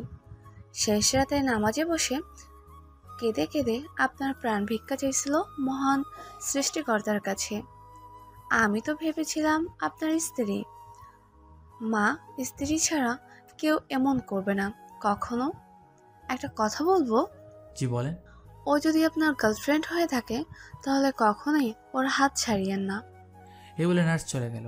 আমি বসে ভাবতে লাগলাম, যে মেয়েটা আমার জন্য এত কিছু করলো সে কখনোই আমার বুকে গুলি চালাবে না। তাহলে অন্ধকার থেকে কে গুলি চালালো? কে সে ব্যক্তি? কি তার উদ্দেশ্য? সে কি আমাকে গুলি করেছে নাকি মনকে? এসব ভাবছি তখনই ফোনে একটা SMS আসলো। সেটা দেখে আমি থ হয়ে গেলাম, কারণ SMS এ লেখা ছিল, হ্যাঁ আমি রকস্টার, তাই বলে যে আমি কাউকে ভালোবেসে তার বুকে গুলি চালাবো এমনটা কিন্তু নয়। আমি রকস্টার, তাই বলে আমার মন নেই এটা কিন্তু নয়। হ্যাঁ আমি রকস্টার, তাই বলে ভালোবাসার মানুষকে ধোঁকা দিব সেটা কিন্তু নয়। যেখানে ভালোবাসার অস্তিত্ব নেই, আমার ভালোবাসার দাম নেই, সেখান থেকে আজ আমি বিদায় নিচ্ছি। তুমি ভেবেছো আমি তোমাকে প্ল্যান করে মারতে চাইছি? এমনটা নয়। আমি নিজেও জানতাম না এখানে এরকম কিছু হবে। যদি জানতাম তাহলে আমি সেখানে তোমাকে নিয়ে যেতাম না। আর আমি এটাও বুঝতে পারছি না গুলি কাকে মেরেছিল, তোমাকে নাকি আমাকে। যাই হোক, এসব কথা বাড়িয়ে লাভ নেই। তুমি ভালো থাকো তোমার মতো। আমি আজ রাতের ফ্লাইটে আমেরিকা চলে যাচ্ছি, হয়তো আর দেখা হবে না কখনো। ইতি, তোমার খুনি মন। মনের SMSটা দেখে আমার আর কিছু বলার নেই। কথা বলার ভাষা হারিয়ে ফেলছি আমি। কি ভুল বললাম? সে আমাকে ভালোবাসলো, তাকে এভাবে সন্দেহ করা ঠিক হয়নি। আমাকে আটকাতে হবে। আমি আর দেরি করলাম না, উঠে পড়লাম। ভাইয়া, আমাদের লোকগুলোকে মেরেছে। সময় হলে জানতে পারবি। কেন ভাইয়া? আমি কি তোমার দূরের কেউ? আমি কেন জানতে পারবো না? সেদিন তোমাকে কে ফোন করেছিল? আর আজ আমাদের লোকগুলো কেন মারলো? কে মারলো? মনে হয় সাইলেন্ট কিলার মেরেছে। না ভাইয়া, এইভাবে কাউকে ছেড়ে যাবে না। ও যদি মারতো তাহলে তুমিও আজ লাশ হয়ে আমার সামনে পড়ে থাকতে, কিন্তু তা হয়নি। তার মানে সেখানে সাইলেন্ট কিলার আসেনি। আমার কথাটা একবার শোন। আমি তোমার কোনো কথাই শুনবো না। ওখানে এমন কেউ এসেছিল যে তোমাকে চেনে, আর তুমিও তাকে চেনো। নাহলে ও তোমাকে সেখানে একা ছেড়ে যেত না, তোমাকে মেরেই চলে যেত। তখনই ঘরে মেয়র রসিক আসলো। রসিককে দেখে শাওন বাইরে চলে গেল। কি ব্যাপার মিঠু, কি শুনছি সব? এবার মিশনে নাকি কি সমস্যা হয়েছিল? জি, ওখানে আমার সাথে যারা গিয়েছিল তারা সবাই মারা গেছে। মানে কি সবাই মারা গেল আর তুমি বেঁচে গেলে? ও এসেছিল। মানে? যা সন্দেহ করেছেন তাই। কিন্তু ও হঠাৎ এভাবে মিশনে কেন? একটা কাজ ছিল তাই এসেছিল। তাহলে ডিল কে করলো আর টাকা কে দিল? আপনি হয়তো ভুলে গিয়েছেন, ও যেই ডিল করে সেই ডিলে আমরা টাকা ছাড়াই সব মাল পাই। যারা মাল নিয়ে এসেছিল তাদের সবাইকে খালাস করে দিয়ে গাড়ি নিয়ে জায়গা মতো চলে এসেছে। এসে আমাদের সব লোককে মেরে দিয়েছে। ভালো কথা, কিন্তু আমাদের লোককে মারলো কেন? মারার কারণ একটাই, ওদের মাঝে 2 জন ইনফরমার ছিল, কিন্তু তাদেরকে চিহ্নিত করতে না পারার কারণে সবাইকে মেরে দিয়েছে। যাই হোক, ভালোই হয়েছে। কিন্তু কি কাজে এসেছিল? মেয়র সাহেব, আমি দুঃখিত, এটা আমি বলতে পারবো না। আর আপনি একটা কাজ করেন, থানায় ফোন করুন আর বলুন সাইলেন্ট কিলার আমাদের লোকদেরকে মেরেছে। তোমার কি মাথা খারাপ হয়ে গেছে? আমি থানায় ফোন করে কথা বলবো, তখন আমাকে কি বলবে? বলবে আমি তোমার সাথে জড়িত। তুমি কি এটাই চাও যে আমার পরিচয়টা ফাঁস হয়ে যাক? না, তা নয়। ওকে, আমি ফোন করে বলছি। ওকে, সেটাই ভালো হবে। প্রায় সন্ধ্যা হতে চললো। আমি মনের কোনো খোঁজ পেলাম না। সারাদিন অনেক খুঁজেছি ওকে, কিন্তু কোথাও খুঁজে পাইনি। কোথায় হারিয়ে গেল? ওর তো রাতে ফ্লাইট ছিল, তাহলে ও এখন কোথায়? মন কি সত্যি রাতে চলে যাবে নাকি আমাকে ভয় দেখাচ্ছে? মাথায় কিছু আসছে না। কি করলাম? দেখা হলে ওর কাছে ক্ষমা চেয়ে নিব। জানি না ক্ষমা করবে কিনা। আমার প্রতি অনেক অভিমান করেছে। আমি ওকে খুঁজে চলেছি কিন্তু পাচ্ছি না কোথাও। তখনই হঠাৎ মন ফোন দিল। এই যে বুদ্ধু, কি করছেন? মন, তুমি কোথায়? আমি তো তোমার পাশেই। আমাকে দেখতে পাচ্ছ না? ফাতলামি বাদ দাও, সত্যি করে বলো তুমি কোথায়? কেন, আমাকে তোমার কি দরকার? আমি তো তোমার খুনি, আমাকে খুঁজছো কেন? প্লিজ আমাকে ক্ষমা করে দাও। বুঝতে পারিনি, রাগের মাথায় অনেক কিছু বলে ফেলেছি, তার জন্য সরি। আচ্ছা, সরি বলে কি সব কিছু সমাধান হয়? না, হয় না। তাহলে কি করতে হবে? আমার দেওয়া ঠিকানায় চলে এসো এক্ষুনি। এই বলে মন ফোন কেটে দিল। SMS এর ঠিকানা দিল। আমি মনের দেওয়ার ঠিকানায় গেলাম। মন ওখানে বসে আছে। আমি মনের কাছে গিয়ে বললাম, মন, তুমি কি সত্যি চলে যাবে?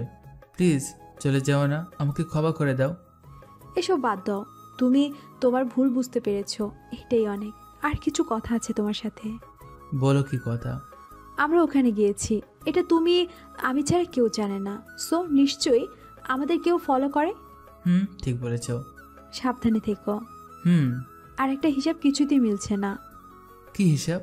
মিঠুর সাথে ফোনের আড়াল থেকে কে কথা বলে? আমাদের ফলো করলো কে? তোমার বুকে গুলি চালালো কে? আদৌ কি সে তোমাকে মারতে চায় নাকি আমাকে? আর পিয়াল তোমাকে মিথ্যে বলে উদাও হয়ে গেল কেন? কিছু মিলছে না। তাহলে কি পিয়ালের কাছে সব প্রশ্নের উত্তর আছে?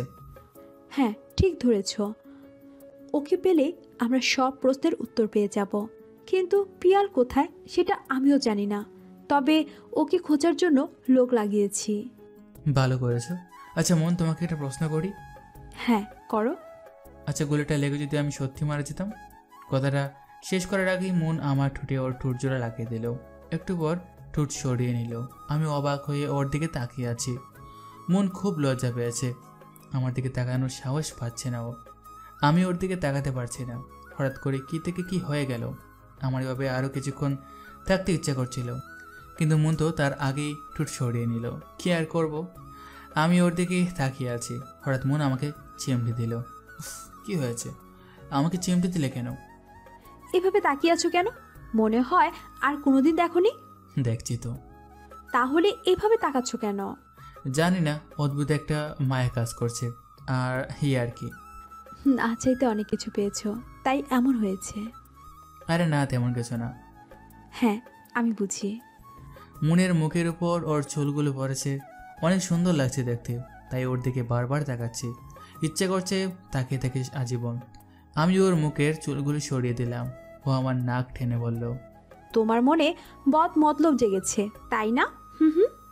আরে না, তা না। ওই চুপ, আমি বুঝি সবই। এসব চিন্তা ঝেড়ে ফেলো, চলো এখন। যাবো মানে? তুমি কি তাহলে সত্যি আজ চলে যাবে? আরে বুদ্ধু, একসাথে ডিনার করব, চলো। ও তাই বলো? বুদ্ধু কোথাকার। ওই কি? তুমি আমার কথায় কথায় বুদ্ধু বলে কেন? ভিতুকে কি বলবো তো? ভিতুর টিম। ঠিকই বলেছো, আমি তো ভিতু। জি, কথা না বাড়িয়ে চলো এখন। ওকে। নাসির, একটা জিনিস খেয়াল করেছো? কি জিনিস? মিঠু আমাকে ফোন করে বলল ওর লোককে সাইলেন্ট কিলার খুন করেছে, কিন্তু এখানে যে প্রমাণ পেয়েছি তাতে আমার মনে হয় না যে সাইলেন্ট কিলার খুন করেছে। আপনি একদম ঠিক বলেছেন স্যার, কিন্তু স্যার যে খুনগুলো করে সে কোথায়? সাইলেন্ট কিলার বা কোথায়? নাসির, তুমি হয়তো জানো না, এই সাইলেন্ট কিলার অথবা দ্বিতীয় খুনি এরা কখনোই কারোর সামনে আসে না। আর সাইলেন্ট কিলারকে তো কেউ কখনো দেখেইনি, শুধু ওর নামের আতঙ্ক ছড়িয়ে আছে চারিদিকে। একটা কথা বলবো স্যার। কি কথা? কে আপনি? আমি কে মানে? আমি তো পুলিশ অফিসার। এমন কথা বললে কেন? আপনার কাজগুলো অনেক সূক্ষ্ম, কিন্তু আমার মনে হয় এই শহরে আসার পিছনে আপনার কোনো বড় উদ্দেশ্য আছে। নাসির, তোমাকে আমি যতটা বোকা ভেবেছিলাম তুমি ততটা বোকা না। মানে কিছু না, সময় হোক সব বুঝতে পারবে, একটু ধৈর্য ধরো শুধু। Okay sir. তোমাকে যে রকের ব্যাপারে খোঁজ রাখতে বলেছিলাম, কিছু জানতে পেরেছো ওর ব্যাপারে? জি স্যার। কি জানতে পারলে? স্যার, রকি খুব সাদামাটা ছেলে, মার খেতে জানে, শুধু কাউকে মারতে পারে না। আজ পর্যন্ত সবার কাছেই মার খেয়ে এসেছে, কাউকে একটা থাপ্পড় মারার সাহস নেই। তুমি কি শিওর হয়ে বলছো? জি স্যার, আমি শিওর। তবে একটা জিনিস জানো কি? কি জিনিস? এমন টাইপের ছেলেগুলো খুব ভয়ানক হয়। কি বলেন স্যার? ও তো খুব সাদামাটা। যাই হোক, সময় হলেই সব বোঝা যাবে কে কেমন। জি স্যার। মেয়র সাহেব, বলো। একটা জিনিস আমার মাথায় আসছে না। কি জিনিস? মারুফ খুন হলো, কিন্তু ওখানে থাকা সবাইকে একজন মেরেছে, সেটা দরজার ওখান থেকে। কিন্তু মারুফকে যে গুলি চালিয়েছে জানালার ওখান থেকে, নয়তো ওই চেয়ারে বসে থাকা ব্যক্তিটি না হলে একজনের সবাইকে মেরে দিয়েছে। ঠিক বলেছ, কিন্তু প্রশ্ন একটাই, মারুফকে মারলো সে যে সবাইকে মেরেছে, নাকি জানালার পাশ থেকে কেউ গুলি চালিয়েছে? প্রশ্ন কিন্তু আরও আছে মেয়র সাহেব। কি সেটা? এদেরকে মারলো কে? সাইলেন্ট কিলার, নাকি অন্য কেউ, নাকি চেয়ারে বসে থাকা ব্যক্তিটি? প্রশ্ন আরও আছে মিঠু। কি কি সেটা? যদি সাইলেন্ট মেরে থাকে, তাহলে চেয়ারে বসে থাকা ব্যক্তির সাথে তার কি সম্পর্ক? তাকে সে বাঁচালো কেন? উফ মেয়র সাহেব, আমার সব গুলিয়ে যাচ্ছে। গুলিয়ে যাচ্ছে না, আমরা গোলক ধাঁধায় পড়ে গেছি। মানে কেউ তো একজন আছে যে আমাদের সাথে গেম খেলছে, কিন্তু কে সেই ব্যক্তি? শোনো, এখন থেকে আমাদের প্রতিটা পা খুব ভেবেচিন্তে বাড়াতে হবে।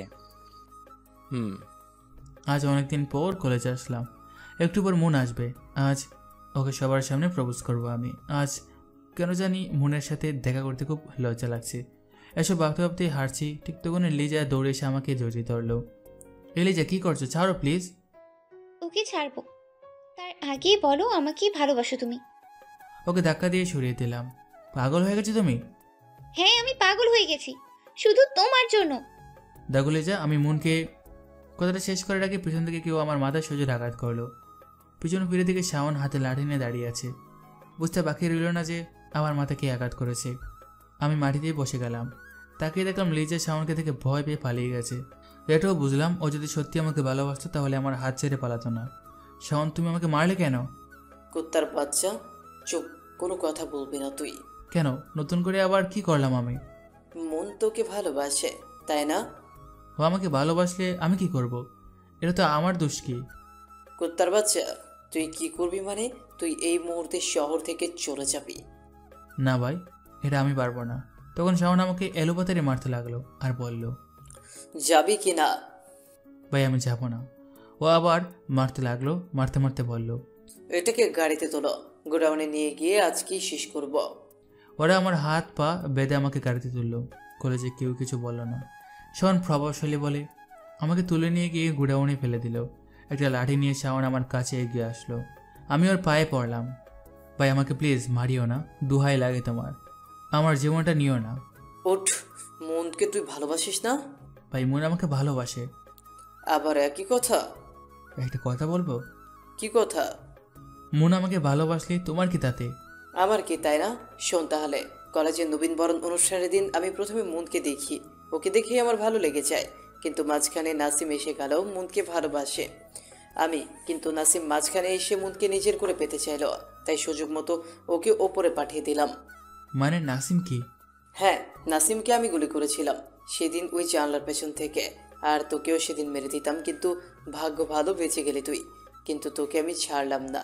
মনের সাথে সেদিন রাতে ঘুরতে গেলি, সেদিন রাতে আড়াল থেকে গুলিটা আমিই তোর বুকে চালিয়েছিলাম, কিন্তু তুই আবার বেঁচে গেলি। কিন্তু আজ আর বাঁচতে পারবি না তুই, তোর স্টোরি আজ এইখানেই শেষ। আমি দাঁড়িয়ে গেলাম। ধন্যবাদ ভাই, দুইটা প্রশ্নের উত্তর পেলাম। আমি তাহলে চলি, কেমন? তুই যাবি মানে? তোকে যেতে দিলে তো যাবি।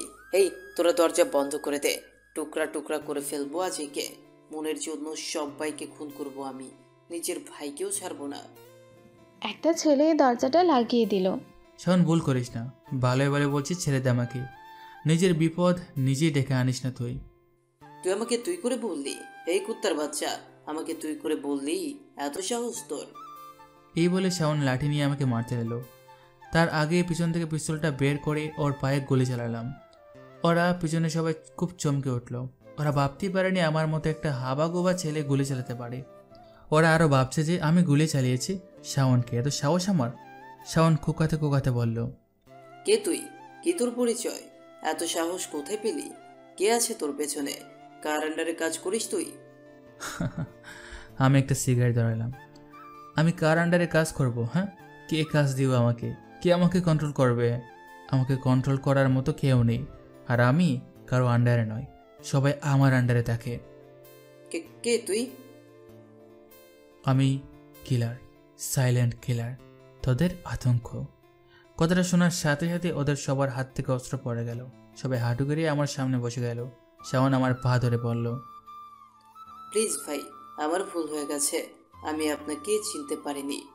চিনতে পারিসনি? ঠিক আছে, কিন্তু তোকে তো আমি অনেক রিকোয়েস্ট করেছিলাম, তাও তুই মানলি না। উল্টো আমাকে এখানে মারার জন্য নিয়ে আসলি। আমাকে মারতে নিয়ে এসে নিজেই আজরায়েলকে সাথে নিয়ে আসলি। নিজেও ভেবে পাচ্ছি না কীভাবে মারবো তোকে। আর শোন, ভালোবাসা জোর করে হয় না। যে যার ভাগ্যে থাকে তাকে এমনি পাওয়া যায়, কিন্তু এভাবে ভুল পথে নয়। বুঝেছি ভাই, এমন ভুল আর হবে না। তুই হয়তো জানিস না আমার কাছে ভুলের কোনো ক্ষমা নেই। কথাটা বলার সাথে সাথে শাওন নিচে পড়ে থাকা পিস্তলটা হাতে তুলে নিয়ে আমার দিকে তাক করলো, কিন্তু কিছু বুঝে ওঠার আগেই ওর বুকে একটা গুলি চালিয়ে দিলাম। ওর প্রতি এতটাই রাগ ছিল, বাকি যে গুলিগুলো ছিল ওর শরীরে ঢুকিয়ে দিলাম। ওর সাথে আসা ছেলেগুলোকে খতম করে দিলাম। শুধু একজনকে বাঁচিয়ে রাখলাম, কারণ সে আমারই লোক ছিল। ওর লাশটা বস্তায় পরে ওর বাসার সামনে রেখে দিলাম, আর বস্তার ওপর রক্ত দিয়ে লিখে দিলাম সাইলেন্ট কিলার কামিং। বাসায় এসে ফ্রেশ হলাম। ফ্রেশ হয়ে ড্রয়িং রুমে আসতে দেখি মন আমার ড্রয়িং রুমে বসে আছে। কি ব্যাপার মন, তুমি এখানে? আসুন আসুন, আমাকে দেখে চমকে গেলেন নাকি? চমকানোর কিছু নেই, তবে হঠাৎ এখানে তুমি, ব্যাপার কি? কিছু হয়েছে? কি হবার বাকি রয়েছে? তুমি সাধারণ গরিবের ঘরের ছেলে, কিন্তু তোমার ঘরের ভিতরে 42 ইঞ্চি টিভি, এসি লাগানো, দামি দামি জিনিসপত্র, R50 এবং পাজেরো গাড়ি দাঁড় করানো বাহিরে, সেসব কি তোমার নাকি? এখন বলবে তুমি কিছুই জানো না, তাই না? আসলে মন, গাড়িগুলো আমার না। এই শহরের বিশিষ্ট ব্যবসায়ী নাদিমকে তুমি চেনো? উনি আমার গ্রামের লোক, দয়া করে এসব আমাকে দিয়েছে। আমি ওনার দয়ার পাত্র। একদিন আমি ওনার প্রাণ বাঁচিয়েছিলাম, তাই আমাকে দয়া করে এত। বুঝেছি। আমার আরেকটা কথার উত্তর দাও তো। শাওন তোমাকে তুলে নিয়ে গেল? তুমি জানলা কিভাবে? শুধু আমি নই, কলেজের ক্যাম্পাসের সব লোক জানে। ও ভালো। কিন্তু একটা কথা বলো তো। কি কথা?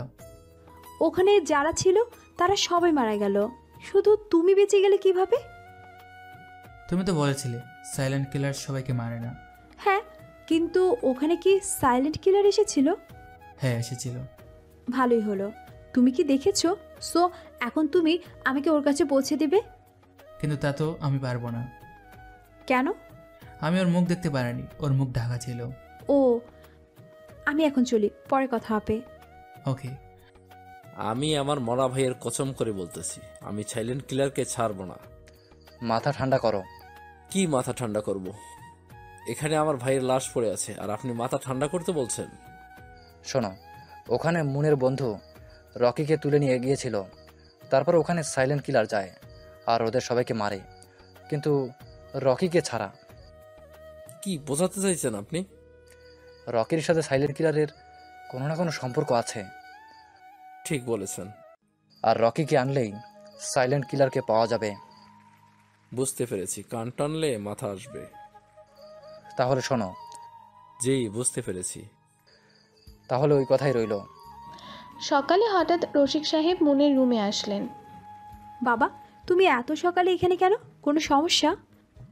না, কোনো সমস্যা না। তাহলে কালে তো আসো না। শুনলাম তুই নাকি রকিকে ভালোবাসিস। ইয়ে মানে? লজ্জা পাস না? সত্যিটা বল। জি বাবা, ওকে আমার ভালো লাগে খুব। আমার কথা শোন তাহলে। আজ রাতে রকিকে আমাদের পুরনো বাসায় ডাক। কেন বাবা, ওখানে কেন? আমি রকির সাথে তোর বিয়ের ব্যাপারে কথা বলতে চাই। আচ্ছা, ওর বাসায় কে কে আছে? তা তো জানি না বাবা, আমার মনে হয় কেউ নেই। কেন এমন মনে হলো কেন? কারণ এই শহরে আসার পর থেকে ও কোনো ফ্যামিলি মেম্বারের সাথে যোগাযোগ করেনি। স্ট্রেঞ্জ। সত্যি কি ওর ফ্যামিলি নেই, নাকি লুকাতে চায়? তা জানি না। ওকে, এসব বাদ দে। রাতে তুই ওকে ডাক। কিন্তু কয়টা ডাকবো? রাত 11টার পর। এত রাতে কেন? আমাদের অফিসে মিটিং শেষ করতে করতে 10:30 বেজে যাবে, আর বাসায় পৌঁছাতে 11টা বাজবে। আর আমি কাল সিঙ্গাপুর যাব, তাই আজ রাতেই দেখা করতে চাই। ওকে, তুমি যা ভালো মনে করো করো। আমি ঘুম থেকে উঠে নাস্তা করে রেডি হচ্ছি, তখনই মন ফোন দিল। হ্যালো, কোথায় আছো তুমি? এই তো বাসায়। তুমি আজ রাতে আমার দেওয়া ঠিকানায় চলে এসো। যাবো, কিন্তু কেন? আরে আসো না, তোমার জন্য সারপ্রাইজ আছে। এই বলে মন ফোন কেটে দিল। কি সারপ্রাইজ দিবে? পরে দেখা যাবে কি দিয়ে। আজ সারাদিন মন একবারও আমাকে ফোন দিল না, এতই ব্যস্ত। আমার মন টিকছে না। কি হবে রাতে সেটাই ভাবছি। শুধু কি সারপ্রাইজ দেবে? 10টা 15 বাজে। এখন মুনের দেওয়া ঠিকানার উদ্দেশ্যে বেরিয়ে পড়লাম। ওই ঠিকানায় পৌঁছাতে আমার আধা ঘন্টা লাগলো, কিন্তু একই জায়গাটা তো একদম ফাঁকা, কেউ নেই। তাহলে মুন কি এখানে আসেনি, নাকি এটা কোনো ফাঁদ? যা কি ভাবছি, মন কেন আমার জন্য ফাঁদ তৈরি করবে? ও তো আমাকে ভালোবাসে। যাই হোক, সব কিছুর জন্য তৈরি আছি আমি। হঠাৎ পিছন থেকে কেউ এসে আমাকে খুব জোরে জড়িয়ে ধরলো। আমি ঘাবড়ে গেলাম। কে ধরলো আমাকে পিছনে, তাকিয়ে চমকে গেলাম। এটা তো মন। আরে তুমি এভাবে দাঁড়িয়ে আছো কেন? কেন ধরলে কি হবে? আমি কি অন্য কাউকে ধরেছি নাকি? না, তা নয়। তাহলে যে বলছো? আর বলবো না, আরও জোরে জড়িয়ে ধরো। কিন্তু কি যেন সারপ্রাইজ দিতে চাইলা? হ্যাঁ, ভুলেই গিয়েছিলাম। ভিতরে চলো। ভিতরে তো কেউ নেই, তাহলে যাবো কেন? চলো তো ভিতরে, গেলেই সব বুঝবে। ওকে চলো। দরজা ঠেলে ভিতরে ঢোকা মাত্রই চারপাশের লাইট জ্বলে উঠলো। সামনে একটা সোফায় মেয়র রাশিক, মানে মুনের বাবা আছে। মুন, এটা তো তোমার বাবা? হ্যাঁ, আমার বাবা তোমার সাথে পরিচয় করানোর জন্য এনেছি। তোমরা কথা বলো, আমি চা নিয়ে আসছি। এই বলে মুন চলে গেল। রকি, এদিকে এসে বসো। আমার কেমন জানি সব রহস্য লাগতেছে। জি আঙ্কেল। তোমার কে কে আছে? আমার কেউ নেই। তার মানে তুমি এতিম? এতিম না, বন্ধু বান্ধব আছে অনেকে। একই কথা, এতিম তো। জি আঙ্কেল, তা যা বলেছেন। এসব বাদ, কাজের কথায় আসি। মনের জীবন থেকে তোমাকে চলে যেতে হবে। এর জন্য কি চাই তোমার? সরি আঙ্কেল, আমার দ্বারা এটা সম্ভব না। আমি ওকে ছেড়ে কোথাও যাব না, গেলেও ওকে নিয়ে যাব। মরে যাও তাহলে ওর জন্য।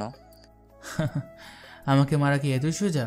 আমি জানি তোমাকে মারা এত সোজা নয়, তাই তো আজ সবাইকে একখানে করেছি শুধু তোমাকে খতম করার জন্য। আজ তোমার লাশ এখানে পড়ে থাকবে, মিস্টার সাইলেন্ট কিলার। মানে কে সাইলেন্ট কিলার? মিঠু ওর ছেলেরা একটা রুম থেকে বন্দুক হাতে নিয়ে বেরিয়ে আসলো। ন্যাকামি ছাড়ো, তোমার পরিচয় আমরা পেয়ে গেছি। সো আজ এখানেই সব শেষ। পরিচয় যখন পেয়ে গেছো, তাহলে তোমাদের আর বাঁচিয়ে রেখে লাভ নেই। এই বলে বন্দুক বের করে ওদের দিকে তাক করলাম। ঠিক তখনই অন্ধকার থেকে একটা বুলেট এসে আমার হাতে ঢুকলো। আমার হাত থেকে বন্দুকটা পড়ে গেল। কে আছে এই ঘরে? তাহলে কি মুন এদের সাথে জড়িত? গুলির আওয়াজ শুনে মুন বাইরে আসলো। রকি, তোমার হাতে রক্ত কেন? বাবা, কি হয়েছে ওর? মন, এই রকি আমাদের আতঙ্ক, এই সাইলেন্ট কিলার। মানে এসব কি বলছো তুমি? জানি তোর বিশ্বাস হবে না, এই সাইলেন্ট কিলারই হচ্ছে শাওন আর নাসিমের খুনি। তুমি এসব কি বলছো? ও খুব সাধারণ ছেলে। সাধারণ নয়, খুব ভয়ঙ্কর। কথাটা অন্ধকার থেকে কেউ একজন বলল।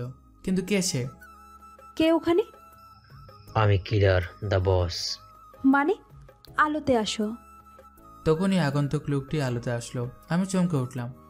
এই তুমি? তুই এখানে? হ্যাঁ, আমি পিয়াল, বসের বস। আমার সব শত্রুরা যেখানে উপস্থিত, একটাও ফিরতে পারবি না তোরা।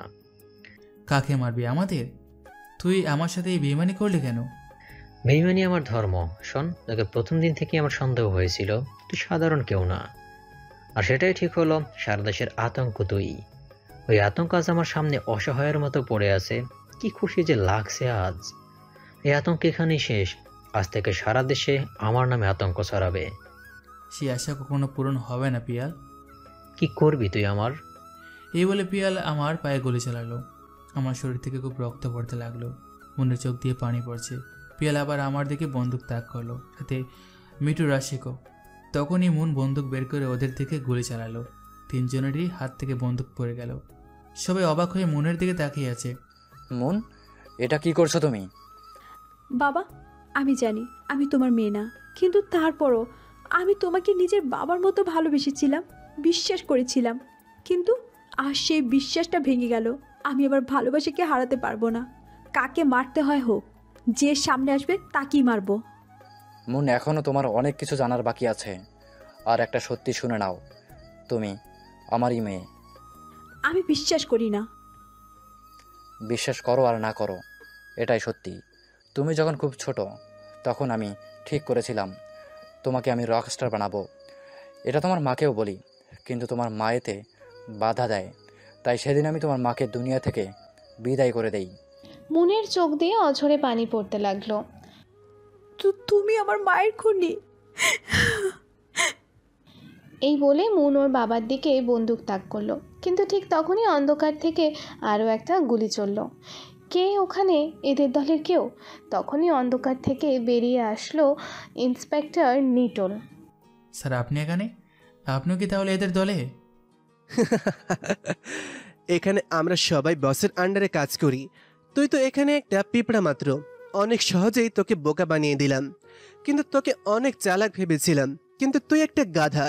জানিস, আমার কাজে আমার সহকারী নাসির বাধা দিয়েছিল, তাই ওকেও শেষ করে এখানে চলে আসলাম তোকে শেষ করব বলে। কিন্তু আজও আবার একজন মরবে, রকস্টার কুইনও। ঠিক বলেছ, ও নিজেকে খুব বড় মনে করে। বাবা, তুমি মারবে আমাকে? আমার ক্ষমতার জন্য আমি যে কাউকেই শেষ করতে পারি। এই বলে ওরা সবাই আমাদের দুজনের দিকে বন্দুক তাক করলো। এই দাঁড়াও। কি হলো মেয়র সাহেব? এদের এভাবে গুলি করে মারলে কাল মিডিয়া আসবে, পুলিশ কেস হবে, অনেক ঝামেলা হবে। তার থেকে এক কাজ করো, রুম বন্ধ করে বোম মেরে উড়িয়ে দাও। ঠিক বলেছ। আমাকে আর মনকে ছেড়ে বসিয়ে দিল।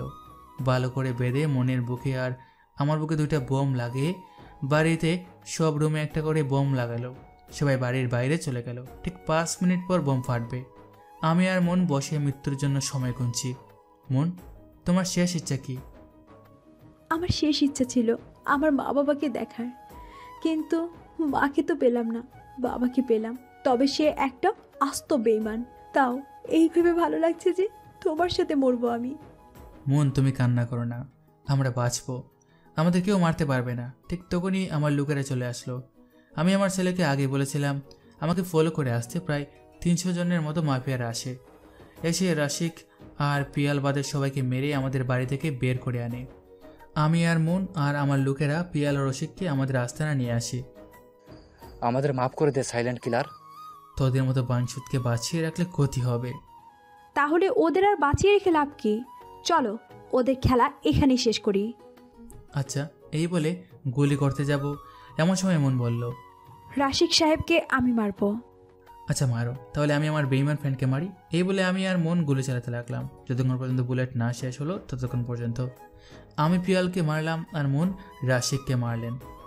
আবারও পুরো পৃথিবীর মানুষ রকস্টার কিং অ্যান্ড রকস্টার কুইনকে চিনল। আমি আর মন আমার বাসায় চলে এসে ফ্রেশ হয়ে আমি খাটে শুয়ে আছি।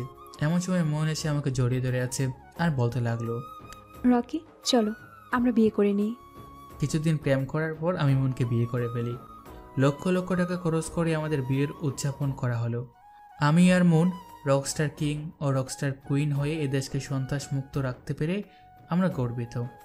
আমরা সুখে শান্তিতে বসবাস করতে লাগলাম।